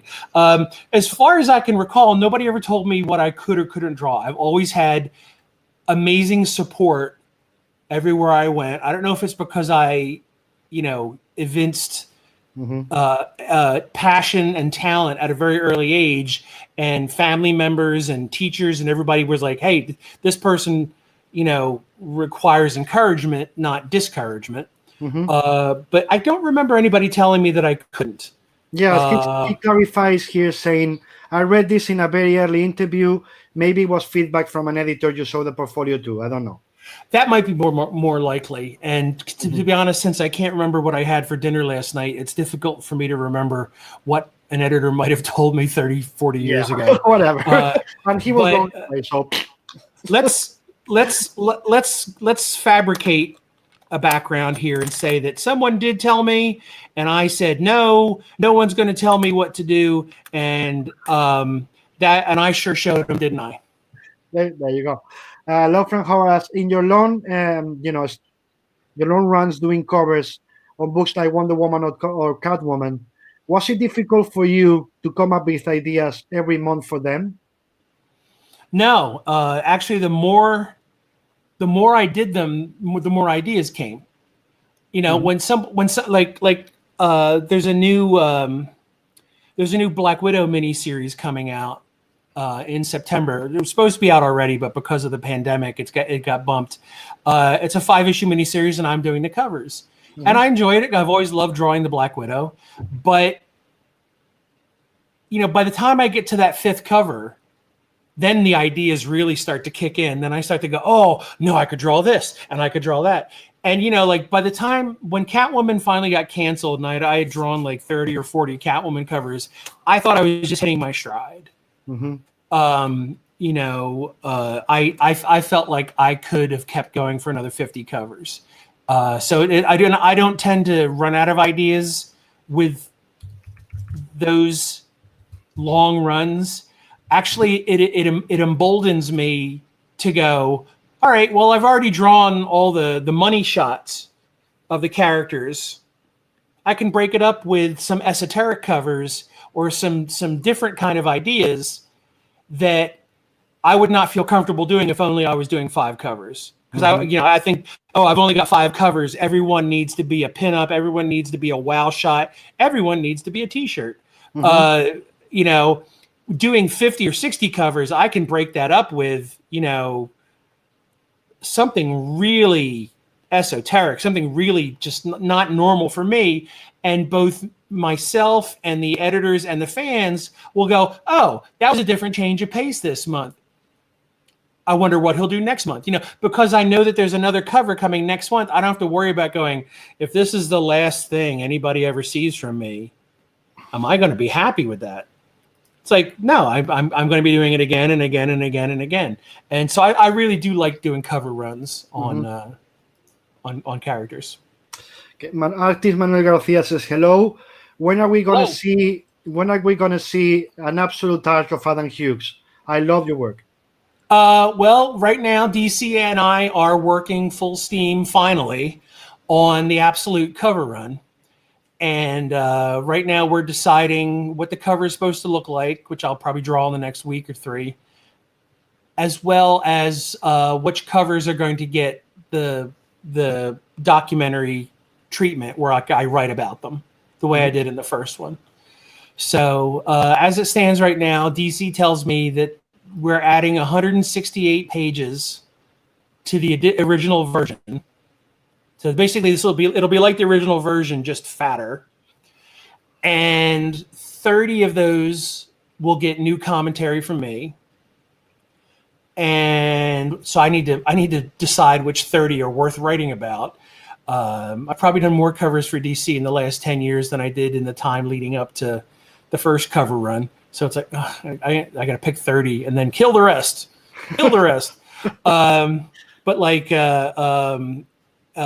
So we're definitely working on that right now, and that'll be out, I think, by Christmas. Crossing fingers. Ultimate Rubber Fool asks, what happened with that Savage Dragon story you couldn't finish? I don't really recall the circumstances. I started it, and then for some reason I couldn't do it, and then Eric Larson got David Williams to finish it. But that was a long time ago, and I don't really recall. Okay. Sorry, not trying to be difficult. I just there's some stuff I remember and some stuff I don't. That's fine. That's perfectly fine. Could me, if you go crazy and create your own book, people will buy it, no doubt. I agree with him, but it needs time and circumstances. You can't, guys. You can't just think I'm going to do a create your own one day and start it the next day. Just so you know, we have a life and mortgages and things like that, and wives could kill us also, both of us. Anyway, So, in terms of not even comic influences, but movies, do you think there's any things outside of comics? We can go to paintings, we can go to movies, we can go blah blah blah, even theater that influence you in your day job, in your day work. Like not even consciously, but when you're working, there's some external voice, if you know what I mean, that influences what you the way you draw or the way you even focus on the work. Absolutely. In fact, I can't work without those outside influences at play. I cannot work in a silent room. I can't sleep in a silent room. I actually have a little pink noise generator to help me sleep at night. And right now I've got a fan blowing on me, and the sound of the fan is very gentle and kind. But if I sat and tried to work to just that fan, I would feel like I was taking a test in school. It's like I have to have music or a favorite movie or television show playing in the background, and 9 times out of 10, I put on something that actually will help me with the project I'm working on. Like when I was working on my Hellboy one-shots, a lot of horror movies, I make special playlists for every project that I do. When I finished my Catwoman covers, my Selena Kyle playlist was like 9 hours long, of things that get me into the headspace, that get me into, where I want to be while I'm creating in this particular world. So yeah, for me, it's music and movies. And I'll just put in a movie I've seen a million times, so I don't have to watch it, but I can hear it running in the background. Yeah. I can quote along with it, and if I'm working on a Harley Quinn cover, I'll put on some comedies. I'll put on some stuff that's meant to be silly and fun, But if I'm drawing Batman, I'm going to put on some dark, crime, film noir type movies that really get you into that whole, the night is dark and grim type of vibe. And to me, that's I really enjoy the ancillary stuff you have to do when you're working in a creative field. I really enjoy research. I really enjoy when somebody hands me a script or a cover that says, you need to have this thing. And I love digging through books and digging through the internet and trying to find out more about this thing that I'm only going to have to draw once on one panel. There's a weird part of my brain that really enjoys that. And one of the other things I really enjoy doing is coming up with movies and TV shows and music that is in the tone of what I'm going to be drawing. And then I have these playlists. Yeah. That's why I was asking exactly, because every artist is answering the different, this in a different way. Some need silence, some need noise, some need something without words, because that takes them away from what they're doing. But I remember the first answer that I loved was Olivier Coipel. He literally told me, look, doing layouts, nothing. I need absolute silence to focus, on the side of the page. But then when I go to inks or I'm coloring a cover or something, I need to put myself into the emotion I need. Meaning, if I'm going to do an epic scene, I'm going to go, with Last of the Mohicans, or with, Lord of the Rings, Star Wars, something like that. If I need to do something intimate, an intimate scene, emotional, I'm going to go with classical French, romantic music, etc., etc. So I always need to focus my brain into what I do and enhance it with the music. So in a way, that kind of playlist thing too. Yeah, absolutely. I mean, it's also one of the reasons I love toys. Is a lot of times I'll sit there and I have to draw something and I'll go, I have a toy of that, and I'll just put it next to the drawing, and it's just there, sort of being a mascot or like a totem. It's like a magical totem that says, hey, right now I'm drawing Captain America, and I have Captain America standing here right with me. And it's like I do it. I do it more than I think is healthy, actually. I do it all the time. So yeah. Okay. Cook Porme asks, if you could make a comic for a film director, who would you pick? You mean make a comic? I guess creating a comic that somebody then would adapt. What's the film director, the movie director you could pick to do it? Living would probably be Steven Spielberg. Dead would probably be Stanley Kubrick. Okay, fair enough. Carolina Besler says, I'm a slow painter too. She's an amazing Spanish illustrator, book cover illustrator. How do you deal with art blocks, especially with very tight deadlines? Well, I fortunately, even when I miss my deadlines, I still get it in time so that it goes to press. I mean, I think this Hellboy one shot, the Seven Wives Club, is the first thing I've ever done that did not come out on when it was supposed to, because I didn't have it finished. When I get those blocks, I usually go do something else, and fortunately the nice thing about when you've got multiple projects going at the same time, I'll just switch to a different project. Like if I'm drawing something, I'm having trouble with it. Well, I know my next cover is going to require a little bit of research on the internet. I'll just sit and do the research. I'll sit there and go, all right, well, at least I'm still doing work. At least I'm doing something that I would need to do, even if this drawing wasn't getting finished. And hopefully I'll shake it off by the end of the day. Some people, when they just have, one thing they're working on, their toilets are clean. They really, it's like, oh, I'm really blocked right now. I'm going to go clean. And like, your toilet is so clean, you could make soup in it, and it's like, I used to be that way. I used to be like a rambunctious cleaner, but that's usually when I only had one assignment at a time. Now I'll just sit there and go, all right, the inks are not working right now. So I can go work on layouts for a story that I've got going, or I can do research for a different thing that I've got coming down the road. So yeah, it's just I've learned to not, I don't own my talent. I don't own the beast. It cohabitates with me, and some days it does not want to go for a walk. Some days it does not want to play.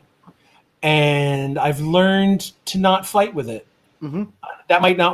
Someone else might, the only way I handle writer's block is to muscle through. Writer's block doesn't exist, it's like, okay. But for me personally, and this is my philosophy for life, is you got to find out what works for you. What works for David might not work for Adam, and what works for Adam might not work for David. And, when you know yourself, you can sit there and go, okay, I understand when I'm doing the best that I can do to make it possible, to make a wonderful environment for me to create in, or I'm just making it harder on myself. It's like the last thing you want to do is to make it more difficult for yourself. Yeah. So whatever you find out, whatever your particular, your artwork avoidance strategy is for the block, and it could be doing push-ups, it could be doing lawn work, it could be picking up a different creative thing. That's me. Is like if I'm having trouble with creative thing A, then for a little while I'll just go do creative thing C, and that sometimes can loosen up what was going on with that first project. But everybody's got their own thing. I just say experiment with different stuff. Mm-hmm. I think, see, I don't know if that's called in English kneading. Like whatever. That's I don't know how to say in English. Ignore me. When you're talking about the creative process, for example, we talk about imagine a new kid, young kid that you see he's full of potential, full of talent. But of course not there, not even close to be published, but you see the talent there. There's always two questions that we're going to say. First, of course, draw from life. Second, storytelling is first when we are talking about interiors in comics. But then the question is, he's going to ask you, who should I read? Which comic artist should I follow to get better? Not to copy them, but, to learn from what they do. What's your name? What's the names you could recommend? Jose Luis Garcia Lopez. We are not working. But you know what? I mean, there's a time when that would be an easy question to answer. Mm-hmm.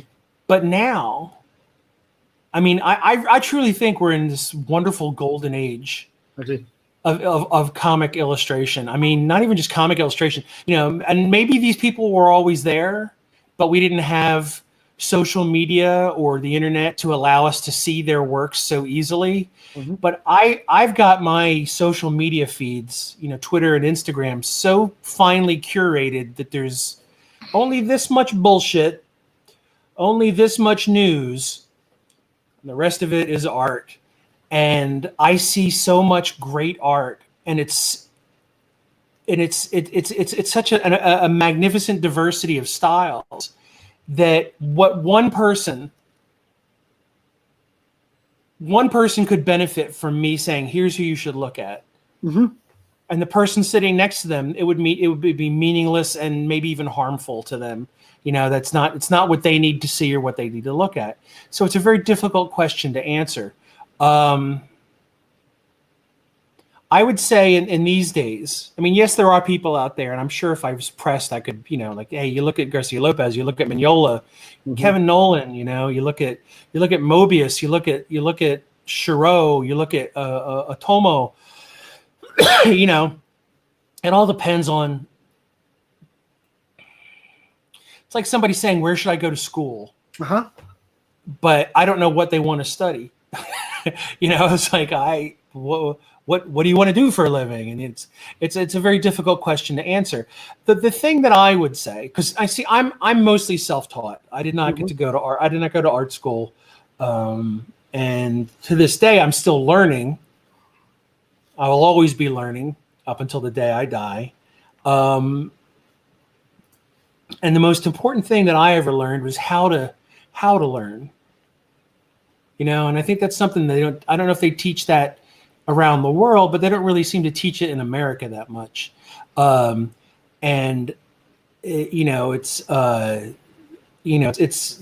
Herbert wrote about that in the first Dune novel. The first thing that Paul Atreides learned was how to learn, and that he could, and that he could learn. And it was like, this is why he ended up being, the Mentat Emperor of the known universe, Kwisatz Haderach, what have you. Bit overqualified, actually. The knowing how to look at a piece of artwork and getting answers to my questions was something that I spent a long time learning how to do, but I still do it. So I can look at a painting, or I can look at a movie, or I can look at something or other, and start to take it apart and go, well, what was the creator's intention? What did they pull off? Did they pull off what they wanted to, or did they pull off something completely different? And how did they do it? And even if my answers are wrong, it's putting me in a direction towards knowledge. Like you could look at my artwork and go, why did Adam draw it this way? And you come up with your answer. Yeah. And it's nothing to do with the reasons why I drew it the way I drew it. But you have for yourself answered some sort of strange cosmological question. Yeah. And that will put you on your own path, because you'll sit there and go, I have a question. I think this is the answer. I don't know if this is the right answer, but it seems right to me.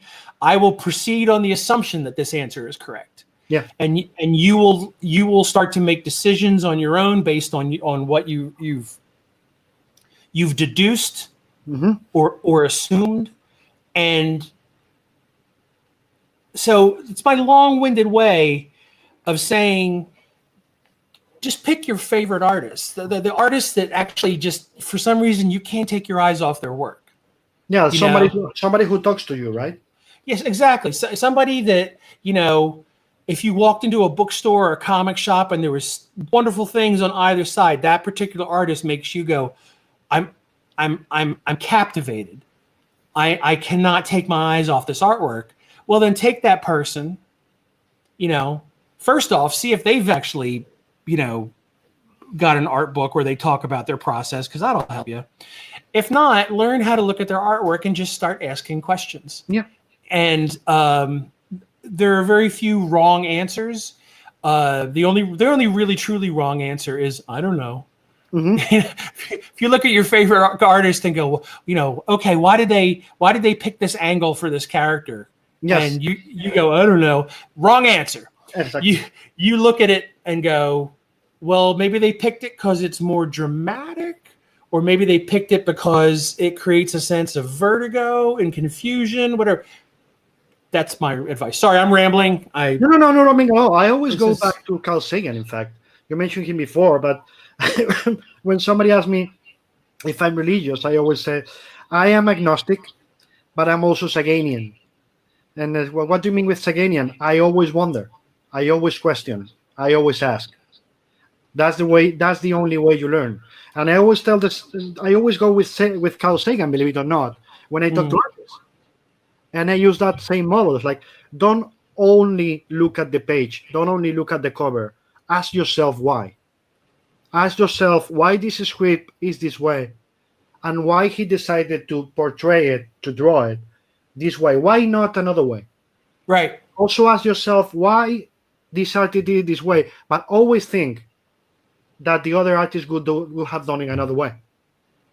Because we're individuals and we are wired in our own personal way, affected by our experiences and how we see life and how we see art. You have to always wonder, not about what he did. Ask yourself, how would you do it if you were put in that position? Right. So that's why I find so fascinating, when I get an artist and I talk to him about his process. What's the part that makes you stop and say, I love my work? And I'm asking this to you now. Just during the whole process, and you are in that part where you just stop and say, man, this is why I love my work. If there's a specific part, it could be all the process, of course. You're proceeding on the assumption that I love my work. Okay, guys, goodbye. Yeah, whatever. I don't love my work. I am one of my least favorite comic book artists.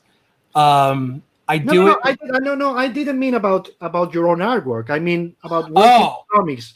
I always ask the same thing to writers, artists, painters, sculptors. Like this, if there's a specific part when you are creating something, that you are drawing or something, where you just stop yourself and say, man, this is the reason I love my work and I love working in comics. If there's a specific part of it, or it's just in general. It it doesn't happen at all. Um, Okay. I'm one of those people that I'm a miserable fuck, and I am fueled by the absolute correct amount of self-loathing. Mm-hmm. I think that I never trust anybody that loves their own craft too much. Mm-hmm. It's like meeting somebody that smiles all the time, and it's like Yeah, that's like it's you know, like it's like when you're walking down the street and somebody drives by and they're by themselves in their car but they're laughing, and I'm just like, I don't want somebody that happy behind the wheel of a car.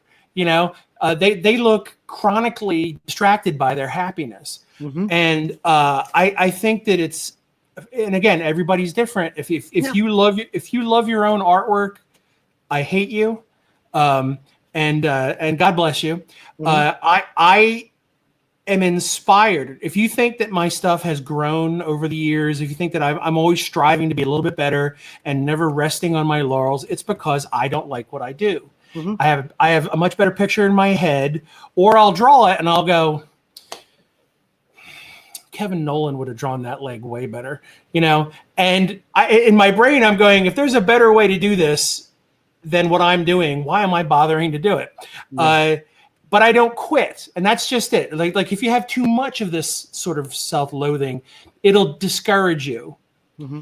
And for me, my correct amount of self-loathing and dislike of my own artwork is the perfect fuel on the fire, because it just keeps me going, because I'm never discouraged by what I do.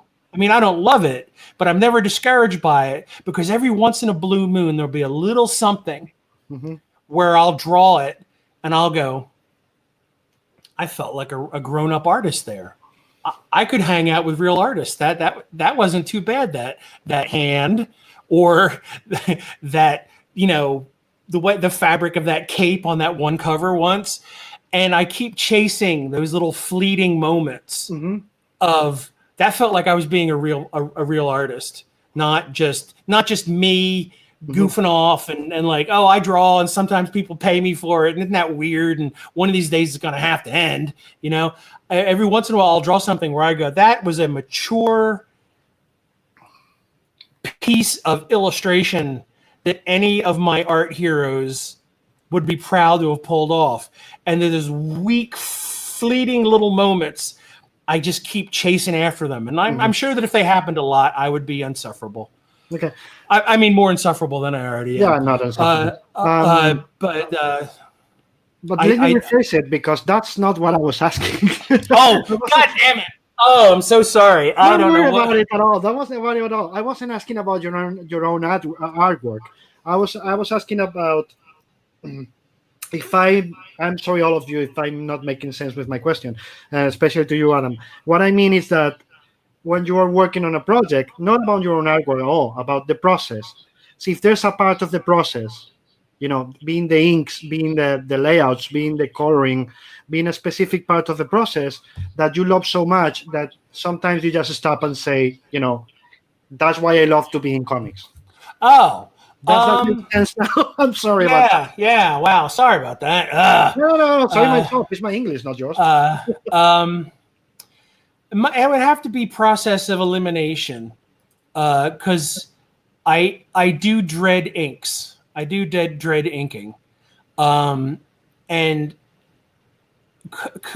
because when you're laying out stuff, you can change your mind. You know, when you're penciling stuff, you can change your mind.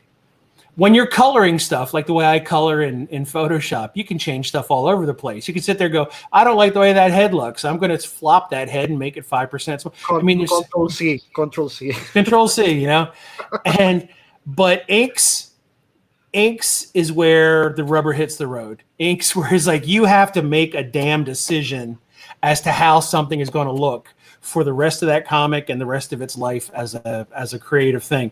So we definitely can exclude inking from my potential answers. I would have to say probably the laying out process, because that's when the world is the most wide open. You know, that's where the point where I feel the most amount of freedom is going. Anything could happen, and even when I'm frustrated by going, I don't know what should go here. You know, I'm not really sure about where to proceed. You know, it's the most open vista in any part of the process. So I would probably say, the layout, the layout page. The minute you have to start committing, the minute you have to start making commitments and decisions was when it starts to feel like it's a real job. Okay. Jason Creed asks, "What is for you the best? Who would you think does the best cover artist in current comics?" I guess he means your favorite cover artist now. Best. Well, the best cover artist will always be Frazetta.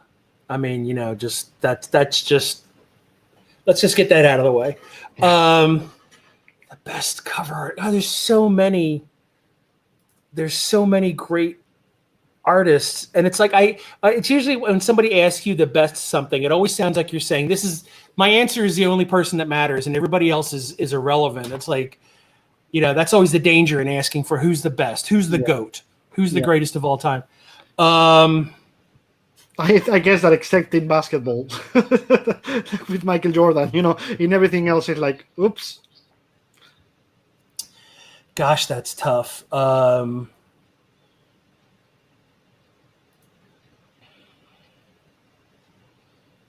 Let's just say Frazetta and that's it. Yeah, and I know that the minute we end this, I'll think of somebody. Yeah, this is what I call retail amnesia. It's like, you're sitting at home, you're going, I need these 50 things from the market. And then you walk into the market and you're like, milk? Was it milk that I needed? I don't remember. So I don't know who's the greatest right now. So we'll just say it's me. It's like it. Yeah, everybody will agree anyway. So Ultimate Robert Full Kidding. He's kidding. I'm not. Anyway, and I can do it. So, do you use a Cintiq tablet? Ultimate Robert Full asks. You broke up a little bit there. Could you say that again? Yes. Ultimate Robert Full asks, do you use a Cintiq tablet to work? No. I have a drawing table. You can see there, guy. I have a drawing table. And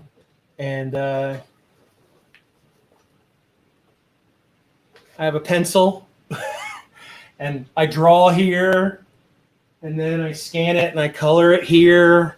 And yes, I still color with a mouse. Somebody's going to answer that question. The same mouse I've had for like 15 years. I haven't gone the tablet route yet. Have you ever thought about that? Nah, or you're comfortable, with it? No, I've thought about it. My wife won't let me. She thinks that the minute I start drawing on the tablet, that'll be the end of original art. We make some good money. Makes sense. Yeah. We pay some good mortgage with the original art. Absolutely. There are times when I'll be working on something. Like I was coloring one of the pages from the Hellboy thing, and I went, "Wow, Hellboy's the one thing I have a hard time drawing." Yeah, it's like everything else I find a way to do it. Hellboy, I was like, how should he look? And there was a Hellboy head on one of the pages that I was coloring last month that I was just like, what the hell was I thinking? This looks terrible. And I'm in there with like my mouse in Photoshop trying to make the horns bigger and make his jaw. Like I was moving the artwork around. I said, if I had a damn tablet, I could literally just draw. Because here's the thing. Right here is my drawing table. Right here at a 90-degree angle is my computer station. All the way on the other side of the studio is a completely different computer with the scanner. And that computer is not hooked up to this computer via any kind of network. And so when I want to scan something, I've got to go all the way to the other side of the room and plug in a thumb drive, scan it, get it on the thumb drive, and bring it back over here. And I got to say, when you're sitting there and you're in the heat of the moment, you're coloring your Hellboy head, the last thing you want to do is stop, draw a new Hellboy head, get up, go to the other side of the room, scan it, come over back. It's just like I just sit there and go, fuck it, I'll just fix it here. Mm-hmm. And if I had a tablet, I could have fixed that head in 2 minutes. And that's times like that where I wish I have it. Now, I will say that when I'm on Twitter, and as I said before, my finely curated Twitter feed filled with artists and fabulous people, when I see, I was going to say one, when I see dozens of them go, is anybody's driver for their Cintiq, or is anybody's stylus stopped working? And I just sit there and go, my pencil works even when the lights are out. Mm-hmm. And sometimes I'm glad at that point that I'm not in the entirely both feet in the digital realm. Yeah, I was talking to Juanjo Guarnido, from Black Sad. Oh yeah, and he was telling me literally, I use the iPad Pro, for the layouts more and more, like nothing else. I just use the iPad Pro because it helps me, correct, and get the right thing I want. And then I go to inks and paint always by hand. I will never go farther than that. I need my art. I need your, art for same reasons. But also, I need the feel of the weight of, my hand on the pencil, on the paper. I need the feel of the paper. But also, by the end of the day, this tool helps me, which is, the Procreate in the iPad to do the layouting, etc., thumbnails.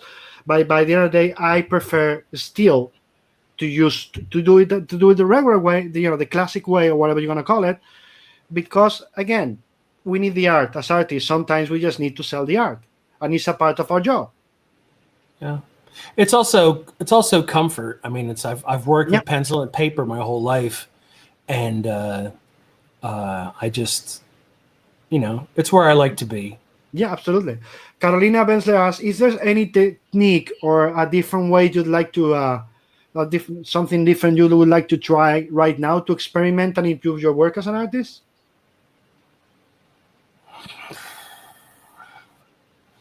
Time machine. I frequently have this daydream of being able to go to like 21 other multiverse Earths with 21 other Adam Hughes comic book artists, and getting all of us together and go, look, we could each draw one page of this comic and then meet up again and give each other the other pages. So it's still drawn by us, but we get to draw the shit out of our individual pages. And we could do it once a month, and everybody will love us and think we're amazing and be completely baffled by us. That's what I would like. But no, I don't think so. I'm quite content where I am right now, and the thing I'm focusing on is better ideas and more interesting things to talk about with my artwork. So I'm not really playing around with any of the mechanics. Mm-hmm. If I understand the question correctly, I'm not playing around with any of the mechanics as much as I normally would. It's like I firmly believe in Harrison Ford's philosophy that the most important thing in life is comfortable shoes. Mm-hmm. And having a lot of weed also. But it's like, I don't like fighting with my tools. I don't like, I find that gets in the way of the creative process. So, you spend a lifetime trying to find what works well for you. Mm-hmm. And I think once you find it, you're like, good. Now let me go about the business of making things with these tools that I've grown to love and I'm comfortable with and cause me no discomfort. Yeah. So I hope that's the right answer to your question. Sorry. Absolutely. So just so you know, we've been at this for more than 2 hours. and you have a life and a wife that's probably going to kill you and me. so return to your life. Okay. Which is I'll make some lunch and I'll get back to Harley Quinn. Good. I hear my daughter around, so she's probably going to knock at the door at any minute. Like, Daddy, you have a 6-year-old. You gotta take care of her, and not being doing this at all times. So, to all of you, thank you. To you, Adam, please don't cut the feed. Don't cut the feed after I say goodbye to people, because I want to say proper goodbye to you offline. To all of you, thank you so much for being here. See you here tomorrow with Jose Luis Munuera and Kenny Ruiz in Spanish tomorrow. Remember, Tuesdays and Thursdays are the Spanish sessions. And to you, Adam, thank you so much for being here. Oh. It's been amazing. Love you and miss you a lot. Oh, thank you so much for having me. Thanks for everybody for tuning in too. See you all tomorrow. And Alison, to you, thank you so much for being there. Also for adding the information about Jose Luis being on the feed. That was really good. And see you all tomorrow. I'm going to cut in 3,